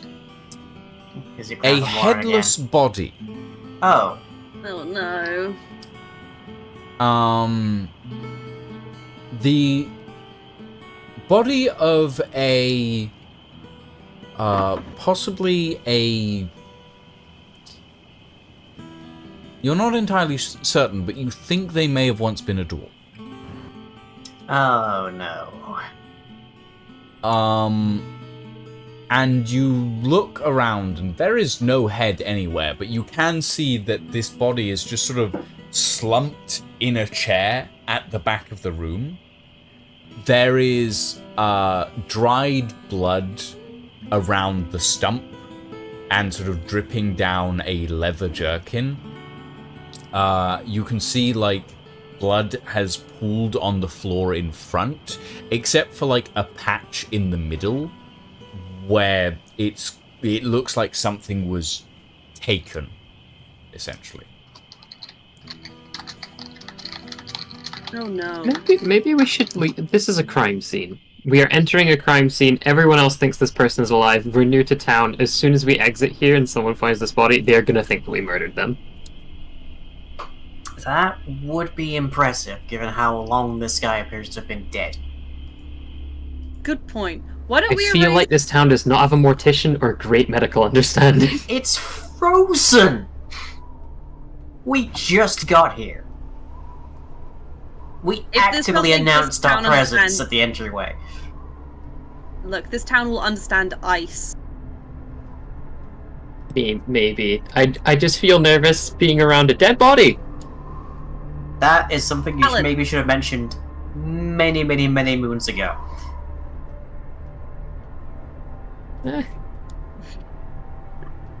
Before we start jumping to any hasty decisions, let's check the upper level and see if anyone is there who maybe heard, I don't know, a commotion of some kind. I imagine there was some kind of commotion which removed someone's head. Okay, So you go to the upper level, and the door is locked. Oh, give it the old rat-a-tat-tat. Okay, roll me. Well, there is no answer. There are no lights on in the upper level either. Thieves' tool time. Yeah, I think so.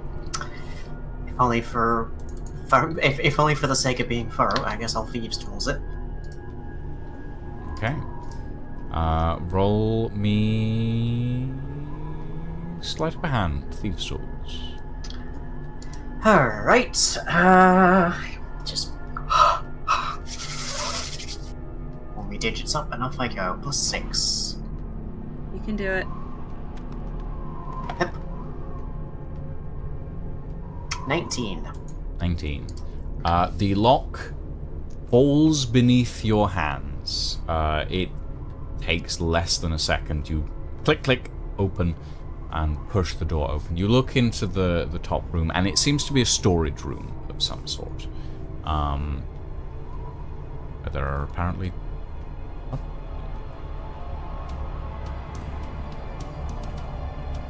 You good there, Lulu? Yeah, the door was being weird. Ah. It seems my God, to be I've a... been sealed in. Yeah, it seems to be a storage room of some sort. There's like a few crates, some barrels, what looks to be some furs and sort of hides hanging on a rack. A small alchemical setup in one of the corners, but nothing else. Oh, I would really prefer there not to be an alchemical setup in the corner. Right, well, I guess I'll close the door behind me and lock it up as best I can again. Mm-hmm. didn't take much to get open the first time, so... No, it's Again? pretty easy. Okay, there is nothing upstairs, except near certain proof that this is the guy I was here to see. Well, I guess we better split up and look for clues. And I roll investigation. I will assist with that. Okay, roll me an investigation with advantage. Ooh. I'm good at this. Or you can help me, because I think my investigate might be better than yours. I have rolled. I got a 20. Okay. You got a nat 20 or a... No, just a 20. A dirty Okay. 20. I rolled a 13 plus 7. Oh, because Okay. mine's plus 9. Oh, damn. Okay. So you take a look around this space. Like, the first thing you notice is this body has been here for maybe, like, a week at this point. It's not new, and it is starting to smell a little bit, but that's been abated by the freezing cold temperature. There is... You see that there's, like, dried blood around the stump, but the stump is a clean cut. As if someone, like... And you actually notice, behind the body, in the wall, there is a mark, as if someone actively just chopped his head off, and, like, did so using an axe of some sort. It looks like there's a clean, like, 3-inch groove in the wall behind the sort of neck level of this body. The blood that is pooling on the floor has dried and frozen, but there's like a ring in sort of the middle where it looks like the head may have landed and was grabbed and taken. You look around the room itself, you notice that there's some papers under a sort of table in the corner. There's a bunch of different, like, books on a shelf.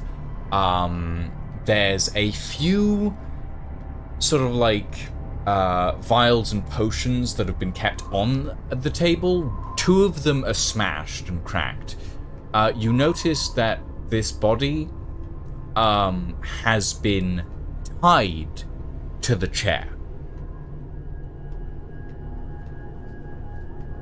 That is what you see with a 20 on the investigation.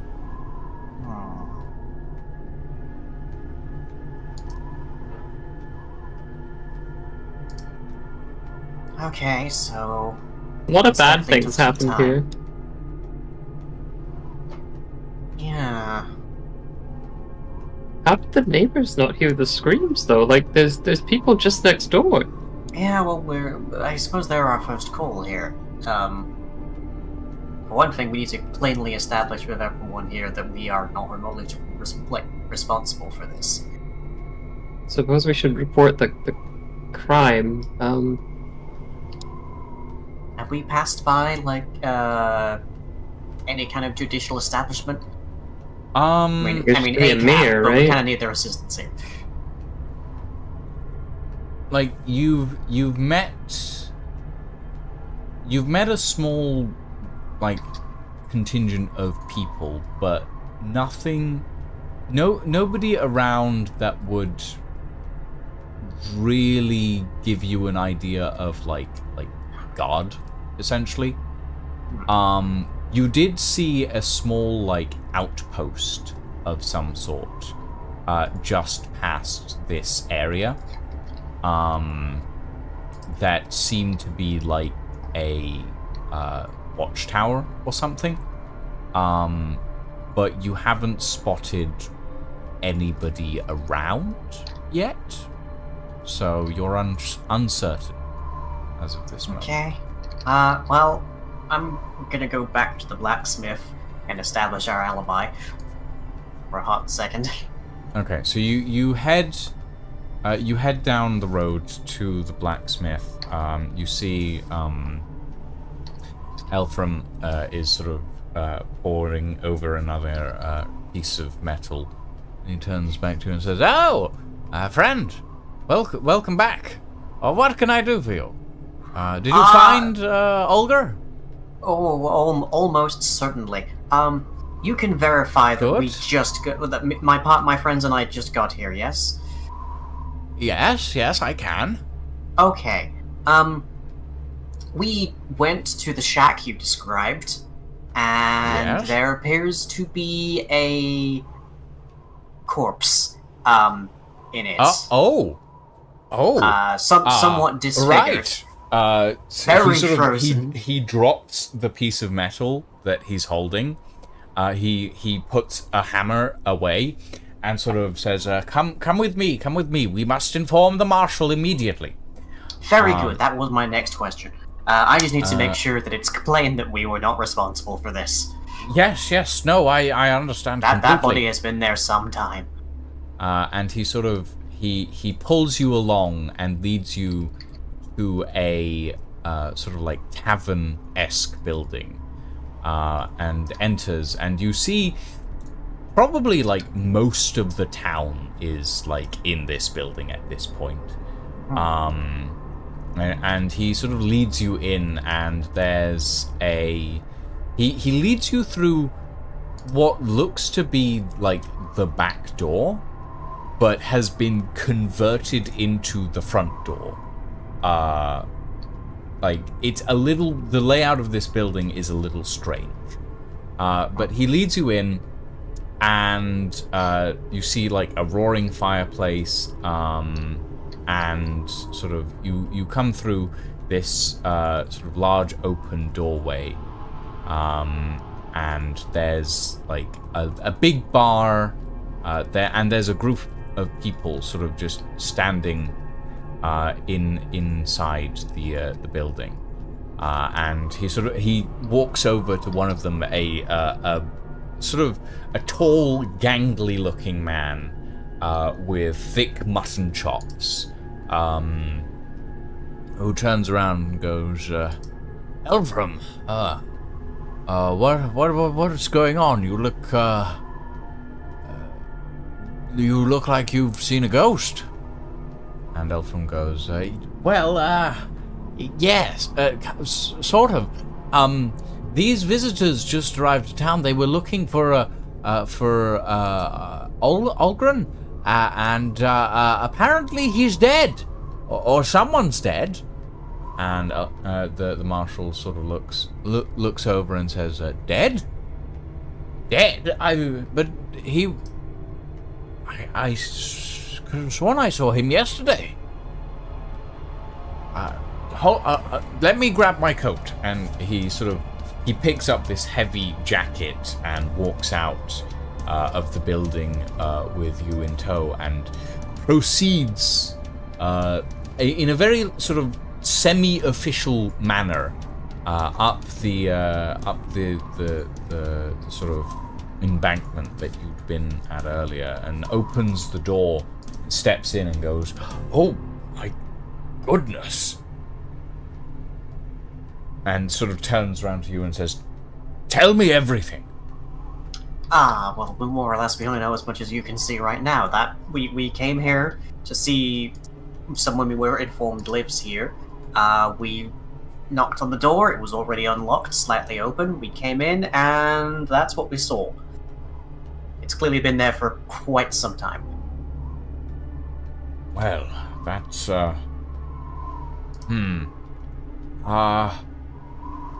yes, no, you're right.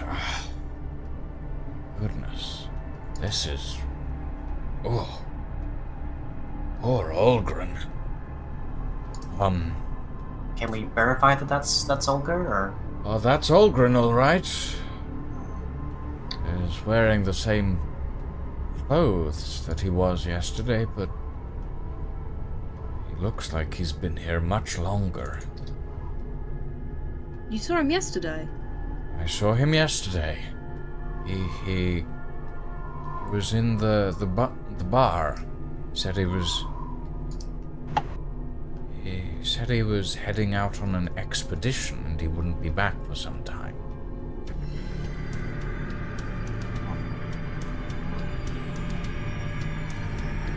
Did he mention where he was going? No. He just said he was going into the mountains, as he usually does, I suspect. But no, I don't remember him saying anything about a specific place. Can I switch on my magic vision? Are there residuals here? Yeah, sure. You look around the space, and there are definitely like residual traces of magic. There's residual traces of illusion magic to start with, and there's residual traces of conjuration as well. Someone's going around looking like him. There's traces of illusion magic here. The marshal sort of pulls out a notepad and starts and a quill and starts writing stuff down, and says, "Well, I don't know. We haven't had anyone new come to town in a while. You're the first visitors we've had in quite a long time, actually." Perhaps it was somebody that came down from one of his expeditions then. No, it would. He doesn't go on expeditions with anybody. But he might have come back with something, at the very least, in tow. They would have surely seen them enter with him, though. Not necessarily, it depends what it was. And if it's been running around looking like him, then I think some amount of shape-shifting or illusion is a reasonable expectation. Whatever's clear here is Olgrim hasn't been around for at least a few days. Librarian, you're still looking around the room with this sort of magic vision, and you look up at the ceiling. The ceiling is rippling with magical energy. Is that where the alchemy stuff was? Above it. No. The alchemy stuff is located in another room in a corner. This is like a patch of the ceiling is rippling with illusion magic. Can I try and dispel that magic? Mm-hmm. Sure. What level spell are you going for? I can only cast it at 4th level. Fourth level. So if it's a 4th level spell, it's instantly dispelled. If it's more, then I have to beat a DC 10 plus the spell's level. Yeah, no. The effect, whatever it is instantly dispelled, and the first thing you notice is that the patch of area was big enough to hide a person. And that person is not actually a person. You see what looks like a blanket. It's a cursed blanket, everyone. Get ready. Oh no. Oh, hell and yeah. As you're looking up, it drops on you. I need everybody to roll initiative. Oh no. Can we at least get advantage because we took it by surprise? Did we though? I will say the only reason it reacted was because you dispelled it. Okay. So yeah. Yep. Okay, 17. Dirty 20. Nice. I mean, I have a +7, so it's gonna happen eventually. Oh yeah, I forget you can do that. Forget you're a rogue sometimes. Better hold that action.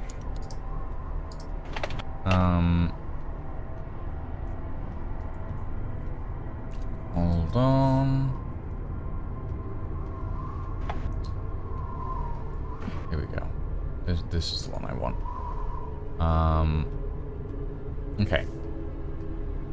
So, let's get some turns in on this. Do, do, do, do.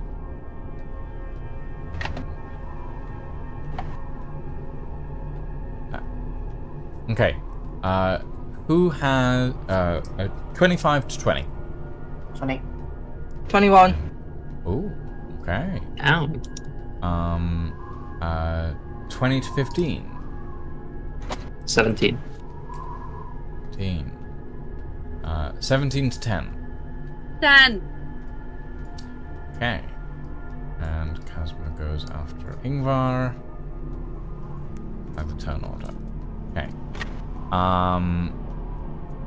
I will need a mini for this thing very quickly. Do I have a mini for this thing? I might do. I might not. It's a kind of... Yeah, I'll use this for now.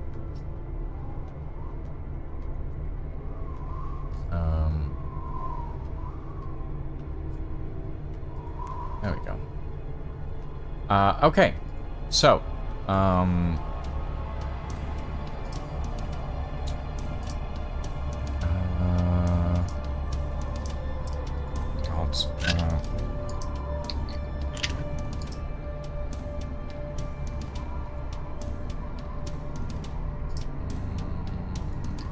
what I'm looking for.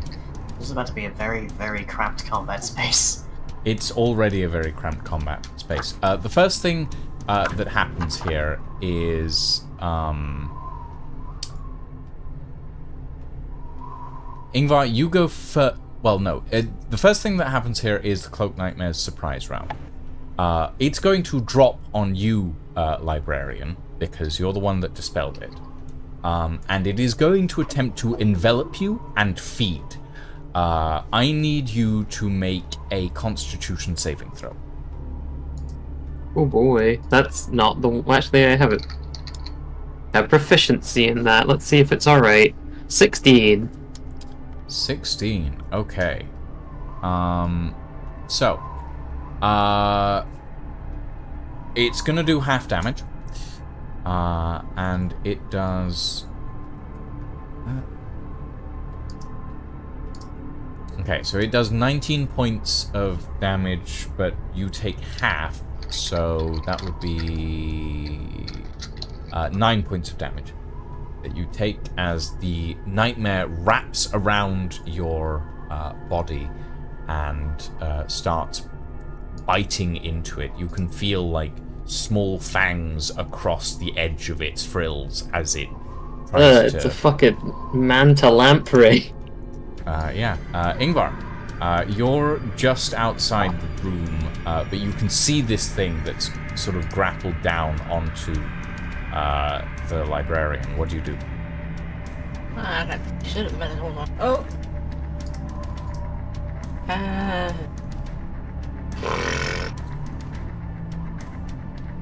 I was going to try and taser the bugger, but considering he's currently attached to the librarian, that might not be a good plan.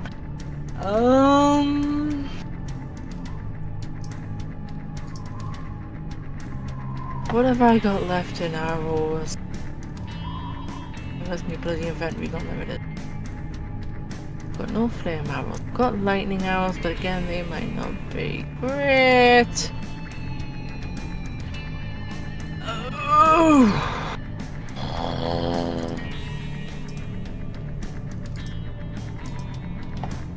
I don't want to really fire from here.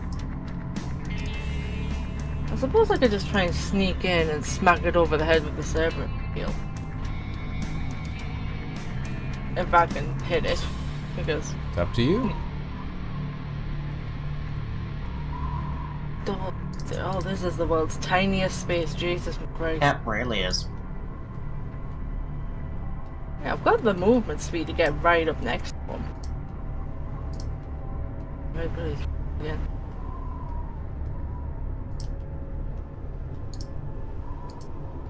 Yeah, I've got the ability to move that far. Ooh, look, get out of here. I'm gonna try and sneak into the side of him. And smack him over the head with a Cerberus flail. Flail. English is hard. Sure is. Okay, roll me an attack.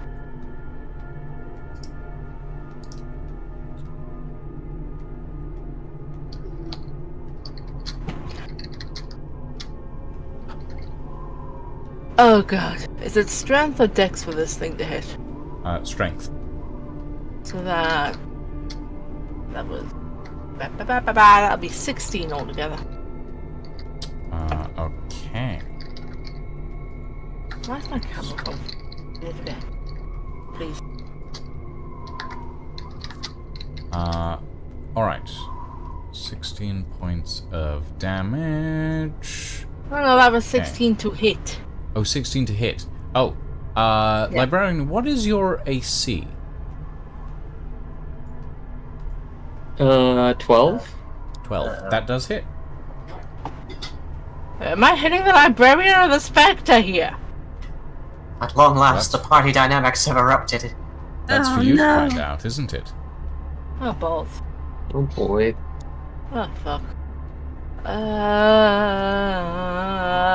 It's 1d10 plus 3. Neat.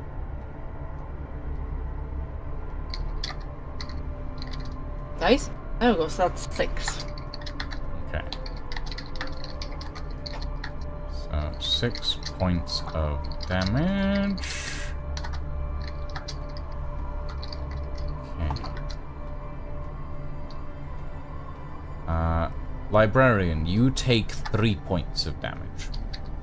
Owie zowie. As the flail impacts the creature, but then also impacts you as you feel like the sharpened blades of the flail slice through parts of its body. It is not a pleasant thing. Ouchie.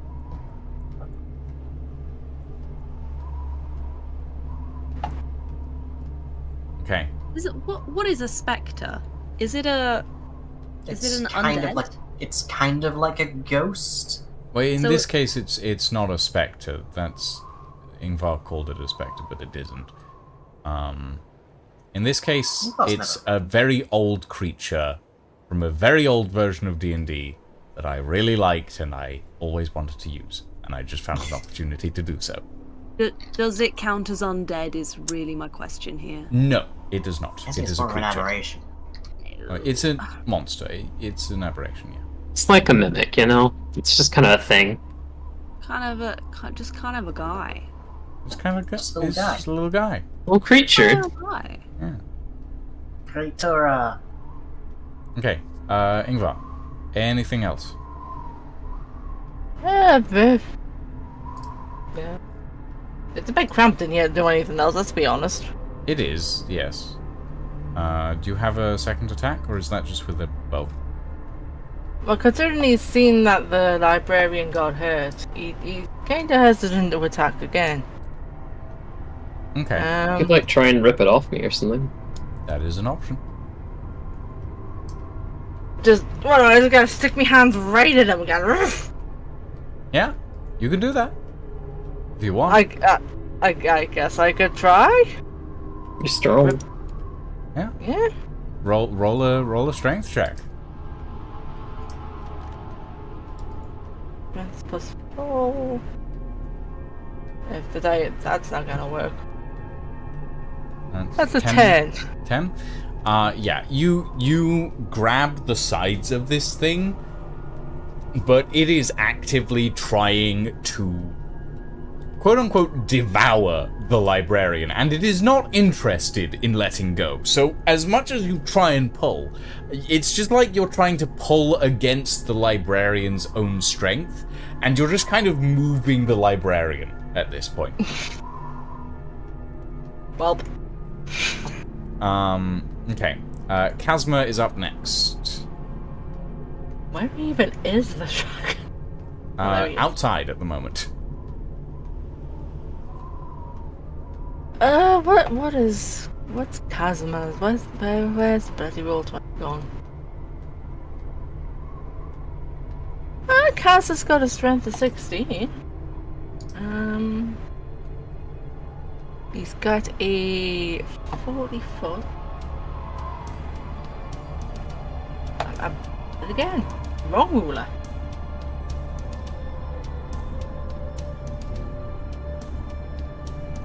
Yep. Yeah, I can just about squeeze Kazuma in here. You, over. The dragon. Yeah, apparently the dragon. Oh, so we're gonna squeeze Kazuma in here as well because that's a small planet. Ugh. So I'm right in behind Ingvar. And he's gonna try and pull the bugger off. Somehow. Don't ask. Okay. Roll me a strength check. I mean, to be fair, Kazuma's got a strength of 16, so it's not like he's a little weak draggy boy. 15, 67. That's 18. 18. Okay. Kazma sort of grabs the creature from the other side, and with both of you, you sort of manage to pull it like you're trying to pull apart a balloon. It kind of stretches, and then in pain it releases the librarian. Librarian, you stumble back out of this like creature's, for lack of a better word, mouth as it kind of flails at you as it's being dragged away by the tiny dragon. Oh, Jesus Christ. You okay? Not really. Oh no. Okay. Next up, Darren, you're up.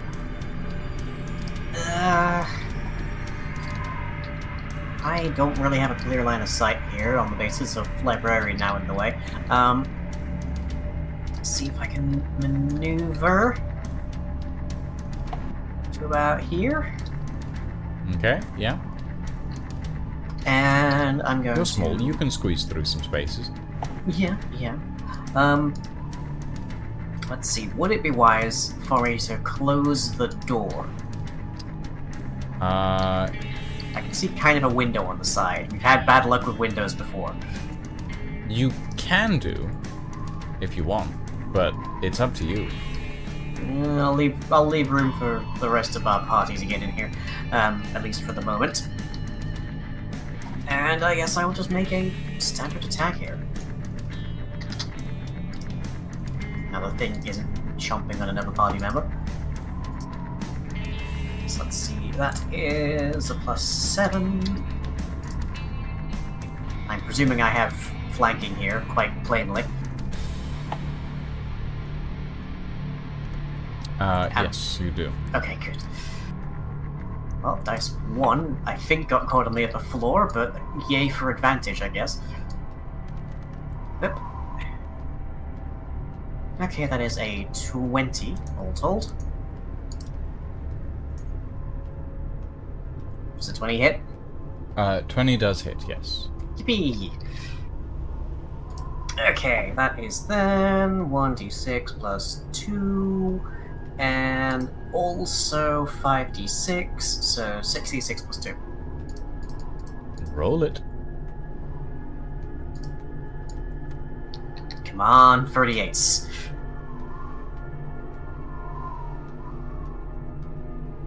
$21, close enough. 21 points of damage.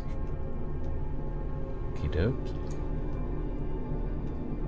You slash at the back of this creature, and it lets out this weird warbling shriek, as if the whole thing is vibrating up its flailing body.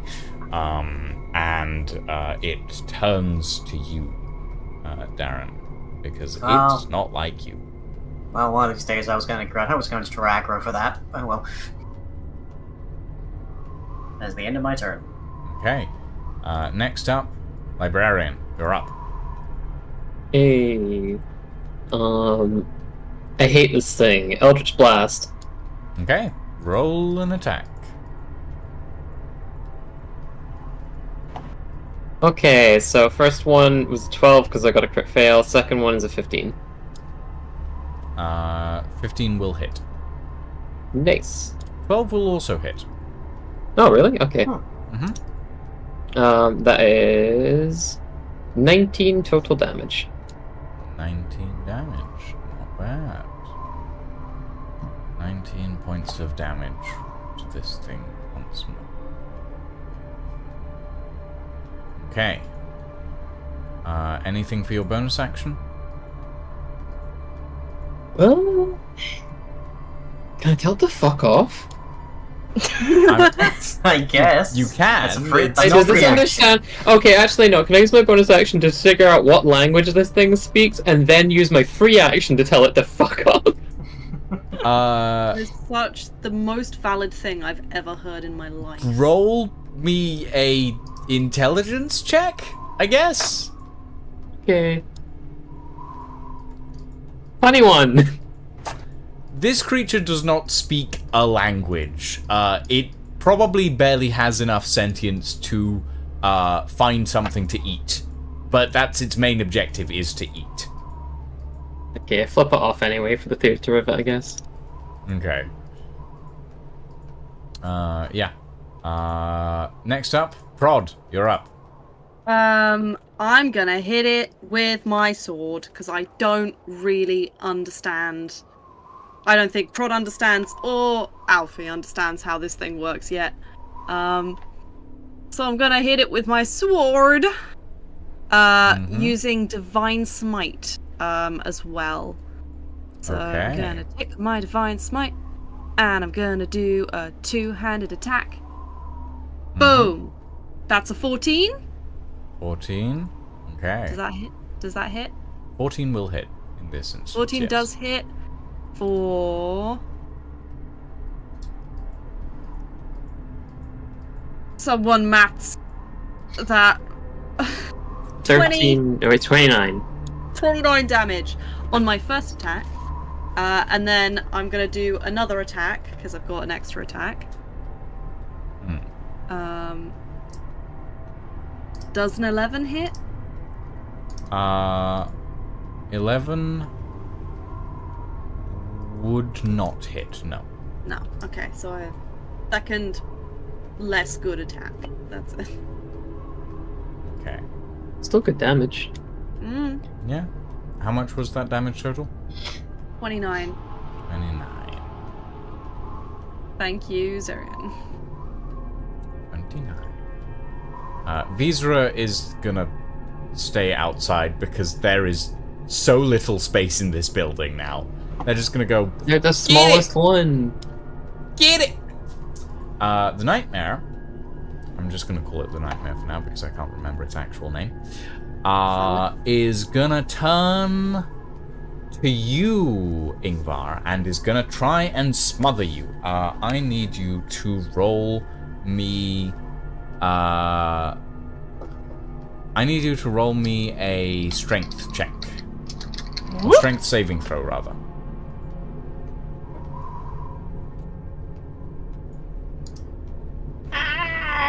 That's a 13.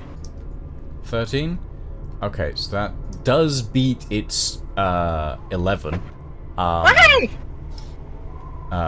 But it did roll a 4, so that's an... It got an 11 on a 4, as a note. It attempts to smother you, but you manage to wrestle it off you for the first time for now. And since it couldn't smother you, it is going to try and spike you with its tail. As it brings that down. It's gonna roll a 27 to hit. Oh. On a natural 20. Oh god, that's a crit shit. Yes. And it's gonna spike. And the spike is gonna do 20 points of piercing damage. Ow! Yeah, bastard. Yeah. It's not a pleasant thing to fight. Cloaked Yeah. Okay. Ingvar, you're up. Now remind me, does Hunter's Mark work with melee? Yes? I think it just works in general. Nice. So Ingvar's a little bit pissed at this thing. Mm-hmm. Understandably so. So he's gonna throw Hunter's Mark at the bastard, and then he's gonna shove his foot right in there with the lightning taser thing. Okay. So I need to. I've lost it. There it is. So I need to hit him first with it. Either that, I'm gonna put my foot through the floor. Ugh.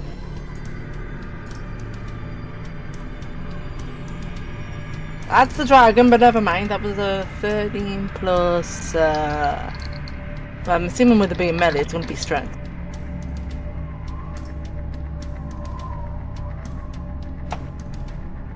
Oh wow! Yep. It's gonna be melee. Yes, strength. Yes. So that Alright. was 13 plus 4, so that's 17. So that'll hit him, right? Yes, that will hit.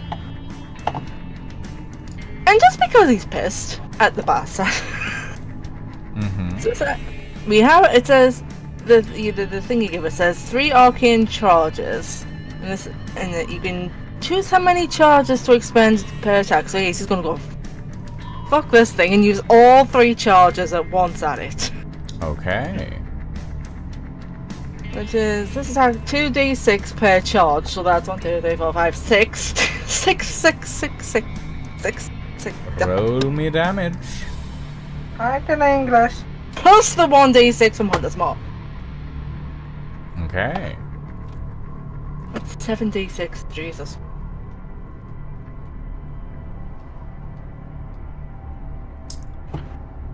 That's 31 damage. That's a lot of damage. That's a lot of damage. It's a lot of damage. Hey, don't piss off the ranger with an electric foot. Valid. Yeah, get it with your toaster foot. Thanks.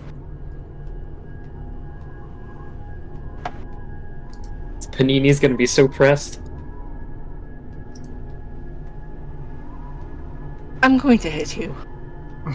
Not with the foot, please. I've just seen how much damage that does.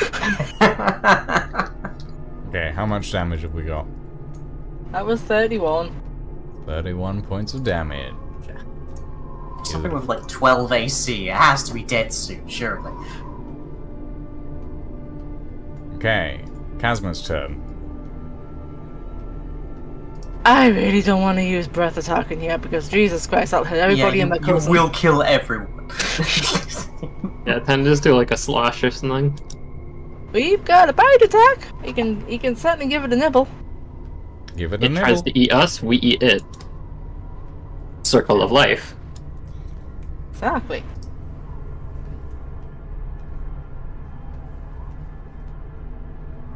It's a 16. That'll hit. Okay. So 1d6. Remind me what PB piercing damage is. Wait, what? Melee weapon attack plus 3 plus PB to hit, reach 5 foot, 1 target, hit 1d6 plus PB piercing damage. Is that Proficiency British, bonus piercing damage. Proficiency.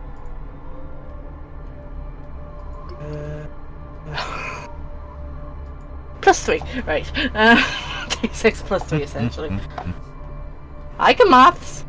It's fine. So why am I back on? Oh. So 5 plus 3, that's 8. Mm-hmm.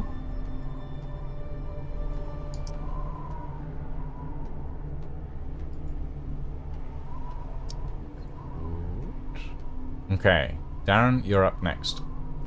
Oh, goody. I am gonna hex the thing with a bonus action. I'm gonna give it Okay. disadvantage on wisdom checks, I guess. And then I'm going to attack. Okay. Assuming I still get flank. Yes, you do. Yippee! Yippee! Okay, that is a 12. That'll hit, barely. Yeah, meets it, beats it, thank God. Oof.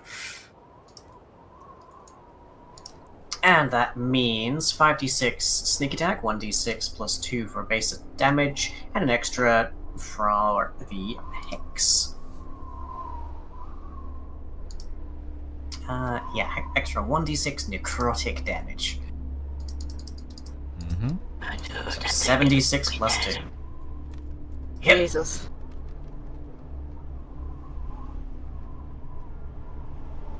That is 28. What's your play? Okay, well, there's plainly no, like, interrogating this thing, because it No. doesn't speak a language, nor does it seem dreadfully interested in any kind of speech whatsoever, even to just, like, insult us. So this thing is basically responsible for cutting off one of my leads on my life goals here. So I'm just gonna gut it like a fish. Yeah, you do. Grab it by the tail and yank my knife all the way up the ribs.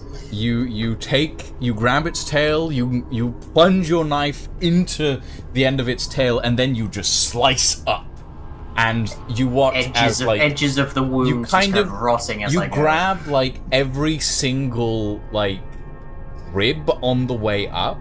You cut through like these slightly gelatinous bones, and you watch as it sort of peels open and then just slumps, falls to the floor, before the whole thing ignites into flame and burns away and disappears. I'm glad we just have witnesses. Overkill much? Oh, I wish I could have done more. Just so I can remember this, the constable and the other person are just chilling in this room when this happens, right? Are they outside? This entire encounter took less than 12 seconds. Jesus. Like, yeah, this took less than 12 PC seconds. plot in here, not doing shit. I had two rounds, so yeah, that is like. Whoa. It took We less than 12 seconds. murdered that thing. And like the constable, the marshal who's sort of in the doorway is like, what the fuck was that? I think it was some sort of beastie. It was also cloaked, and it's probably the thing that ate this dude's head. I will say, Prod, you will know this. This thing was radiating fiendish energy. As in devils. Ooh. I think it was actually from down under. Australasia? Maybe. I mean, I don't know much about geography, but I mean like underworld. Oh, like the Nine Hells. That kind of down under. Except yeah. not that, because that's copyright. No, we can use the Nine Hells. Oh, really? Okay. Yeah. So the Nine Hells. The not copyrighted place, the Nine Hells. Nine Hells, like traditional folklore. I think it might be like Dante traditional or D&D. something. Oh, I think Dante's out of copyright at this point. Yeah. Um, I mean, it's fucking fan fiction anyway.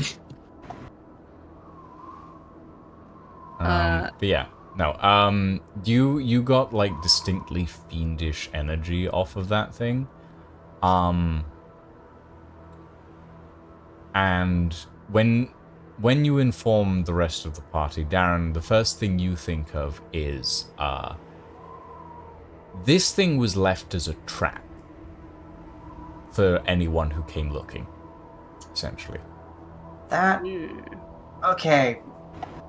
Maybe somebody else here has some better interpretations of this, but that thing, vile and unpleasant as it may have seemed, didn't exactly seem to have many brain cells in the old brain pan. So, I don't think it's one for, like, tying somebody up or cleanly removing their head. Actually, that's probably true. So, this was at best a decoy, at worst someone's attempt to get rid of those who came looking. oh no.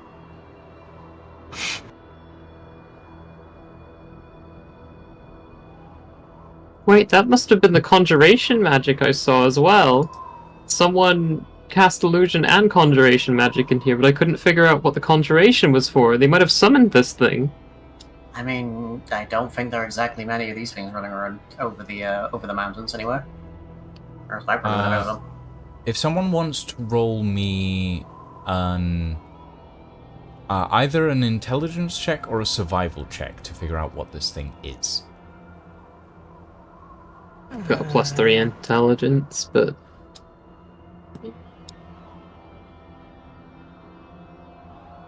Anyone else got, like, higher survival or in?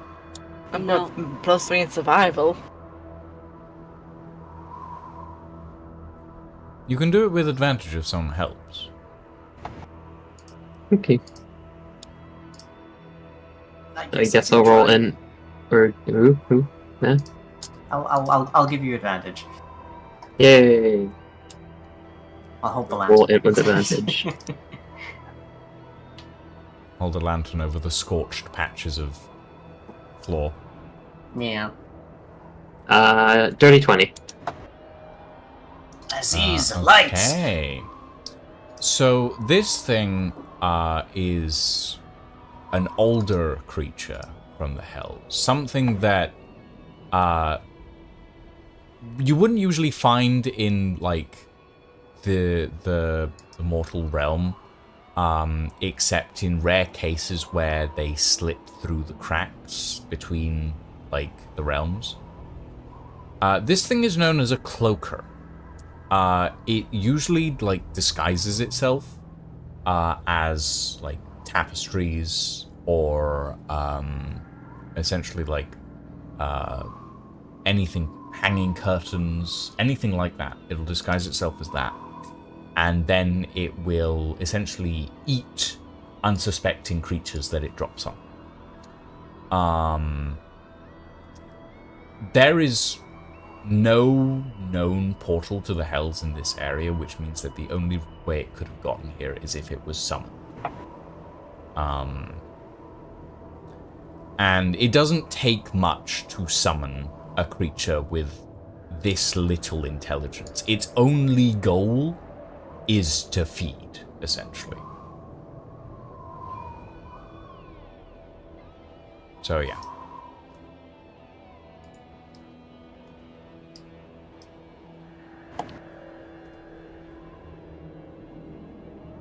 Well, what did you figure out? That's what you find out. Well, it's really only like a thing that feeds. I just reiterate what you told me. I don't want to RP information again.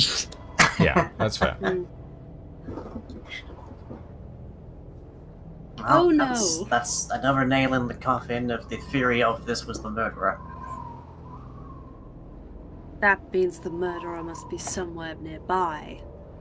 There's been a murder in the mountaintops. There's a murder in the mountaintops. I get out like a little one of those fucking deer hunter caps that I'm keeping somewhere in my ass.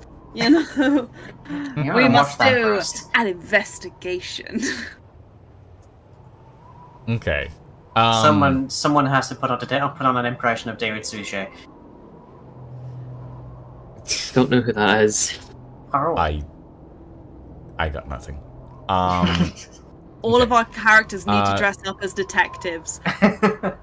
I want Marshal somebody I to have be with such Marple. high investigation. This will be The over Marshal sort overnight. of looks around at all of you and goes, well, look, I appreciate everything, but we're gonna have to close this off and, well, maybe do a burial for poor Olger. You were here looking for him, which means he must have had something that you needed. I'll give you 15 minutes to look around, see if you can find anything else. But then I'm going to have to lock this up. Okay, time to Sure investigate. thing, I don't really see any more danger, so it can't hurt to look for another couple minutes. Yes, if you need anything, I'll be outside. Thank you. I'd rather not. He sort of gestures Understandable. to the body. Understandable, in the corner, yes. just nods and walks out. I will investigate the overall cabin for any clues. Okay. And ideally any information on transportation, but generally speaking, just like everything else. Yeah, so Darren, we can... what was upstairs? It looked like it was mostly just a storage room. There was an alchemical set in one corner of it, though. Would you be okay letting me take a look? I might be able to see a bit more if someone did anything weird in there. That's probably a good idea. Yes, you check that out. I'll do a general search, but you should definitely have a peek in there with your special eyes. I specialize. My brand. Okay. Lucy, you were saying? I was saying, off the back of the previous investigation check, bearing in mind that you already saw these things earlier, there are papers underneath the table here. There are a few bottles and vials and a few smashed vials on the table, and there's a bookshelf with books in it next to the fireplace. Okay, I'll check the scattered papers and the vials first, then I'll move to the bookcase. Okay. Can I use my specialized to sense if there's any good or evil around? Yeah, sure. Specialized, activate. Zing! So there is no good or evil around, though. Okay. You can sense the faint traces of, like, fiendish energy that came from the cloaker. And, like, there definitely was someone here that was quite evil, but they're long gone now. Okay, the papers on the ground seem to be ripped pages from a personal journal. The journal itself isn't anywhere to be found, possibly taken. The pages, one of them seems to be like an introductory day. Another one seems to be describing something about plants in the mountains. Nothing of relevant importance. Librarian, what were you doing? I was going upstairs to take a look at the other room with my magic vision to see if someone's like fucked around in there. Okay. The door is locked because Darren locked it earlier. Okay, I unlocked the door with my special tools. Okay, but it doesn't take long. You enter the area, and there's an alchemical set in the corner.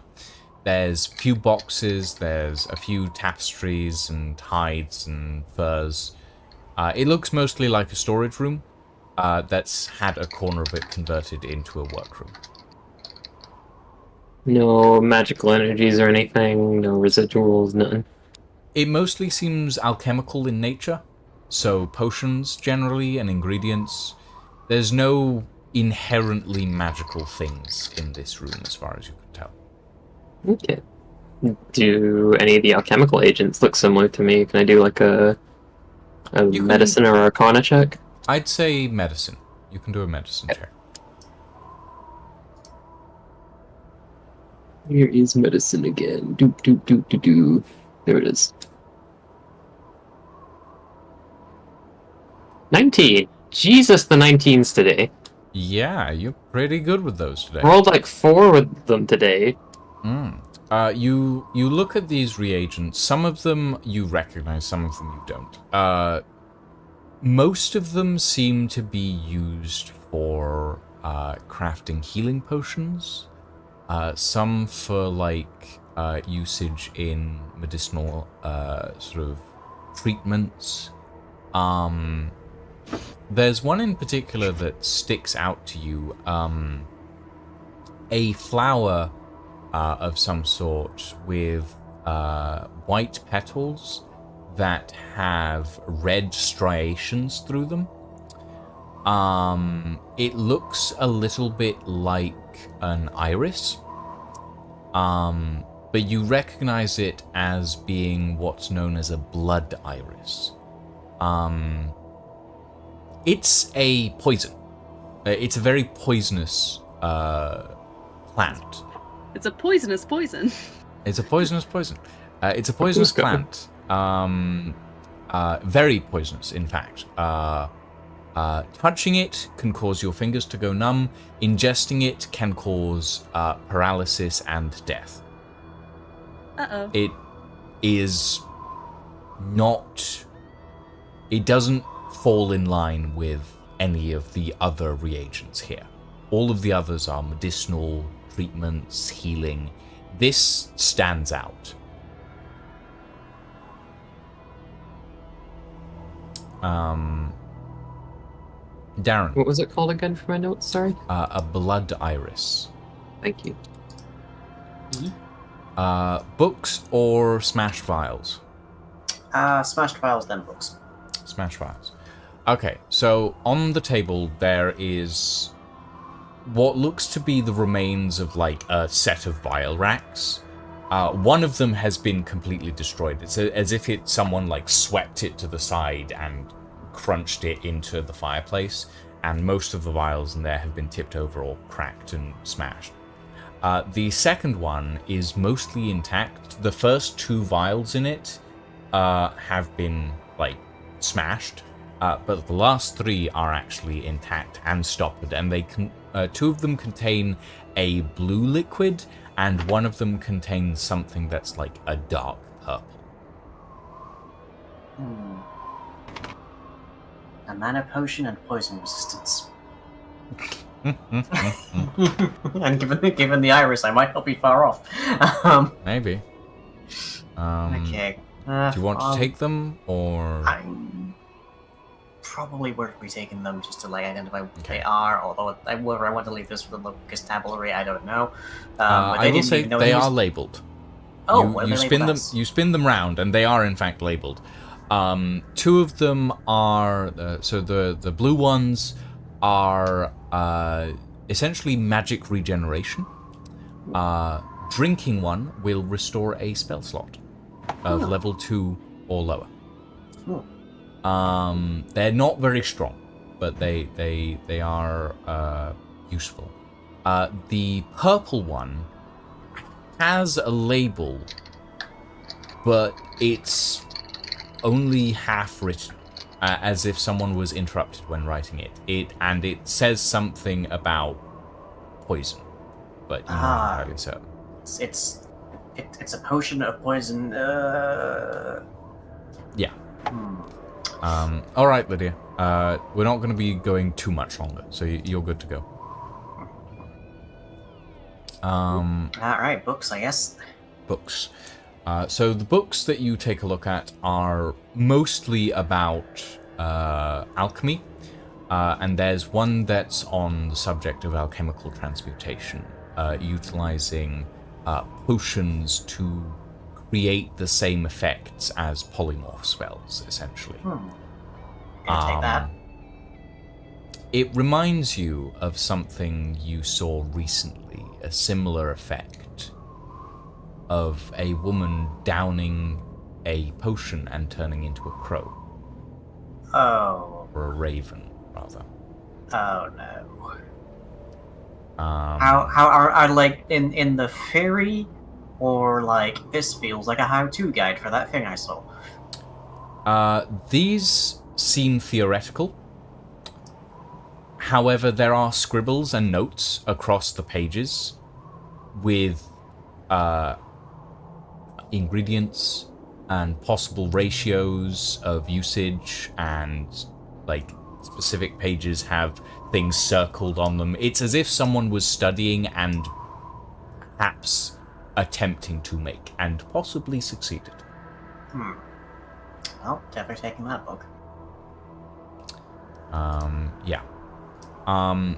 You, as you're sort of turning over the purple vial, by the way, you notice that the poison word on it is not the beginning of the sentence. It's not poison then something. It's as if something was rubbed out on the like beginning, and then there's the word poison, but the rest of it's blank, essentially. Like bagel out of protein bagel. Gotcha. Yes. Kind of. Yes. The world's most deadly bagel. Right. Well, would seem he was working on some kind of poison, but there's also some references to transmutation here that are a little too familiar, given recent occurrences to us. So I think we may have ended up where a certain birdie may have come from, or maybe came to. I don't know. We'll find out. Okay. Anything else you guys want to do?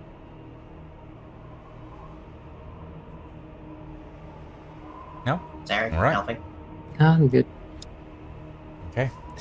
The marshal sort of knocks on the side of the house and says, all right, if you're done, well,